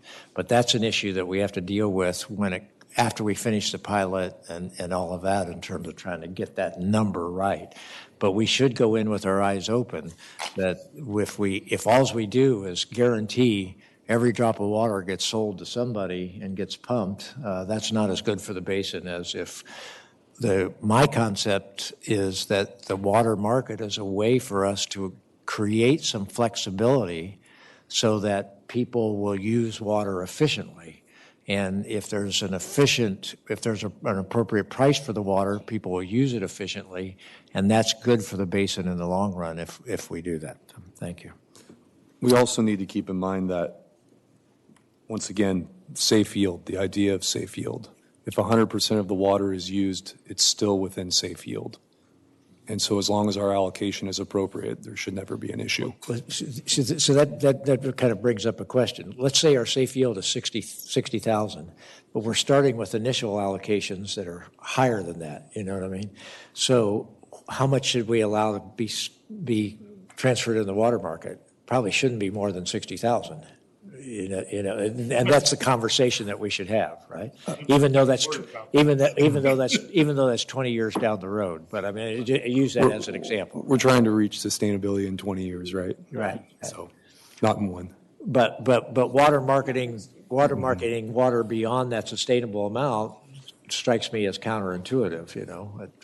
But it's a healthy conversation for us to have. So I look forward to it. And helps the industry, deal with the fact that we're headed towards a very big reduction in water usage. Is there a motion to read the ordinance in title, find the ordinance to be exempt under Water Code 10728.6 and CEQA, and to adopt the ordinance? So, Director West, Chair, I would ask that the motion also include the change to Article 7, the duration, that it's December 31st, 2019, that it be corrected. Oh, okay. Robert. I amend my motion to take the attorney's comments into consideration and make part of it. And I include that in my second. Vote, please. Chair West? Yes. Director Bennett? Yes. Director Aranio? Aye. Director Craven? Yes. Director Terry? Yes. All right, we're up to the exchange administrator agreement and reaching the home stretch. All right, this item, Chair West, Board, Arnie Anselm, staff to the GMA. This item is related to the water market. In order to operate a water market, we need an exchange administrator. This is would be the third time we've had an exchange administrator, a MOU with Cal Lutheran University. This agreement is simply for the Phase 2 extension you just approved. The responsibilities for the Fox Canyon groundwater for the GMA remain the same to certify the operators are eligible to participate in the water market and to establish the allocation that's available for trade.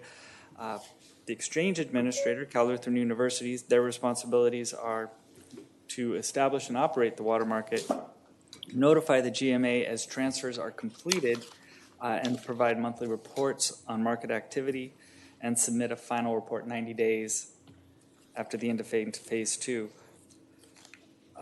It also continues the requirements for Cal Lutheran to provide names of backup personnel to operate the exchange administration, and to provide technical specifications for a fully automated trade matching system. So get to that slide.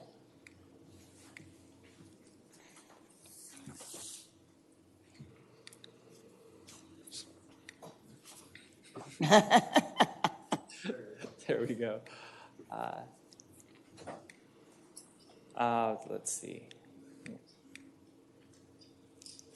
I'm happy to answer any questions if I went too quickly through that.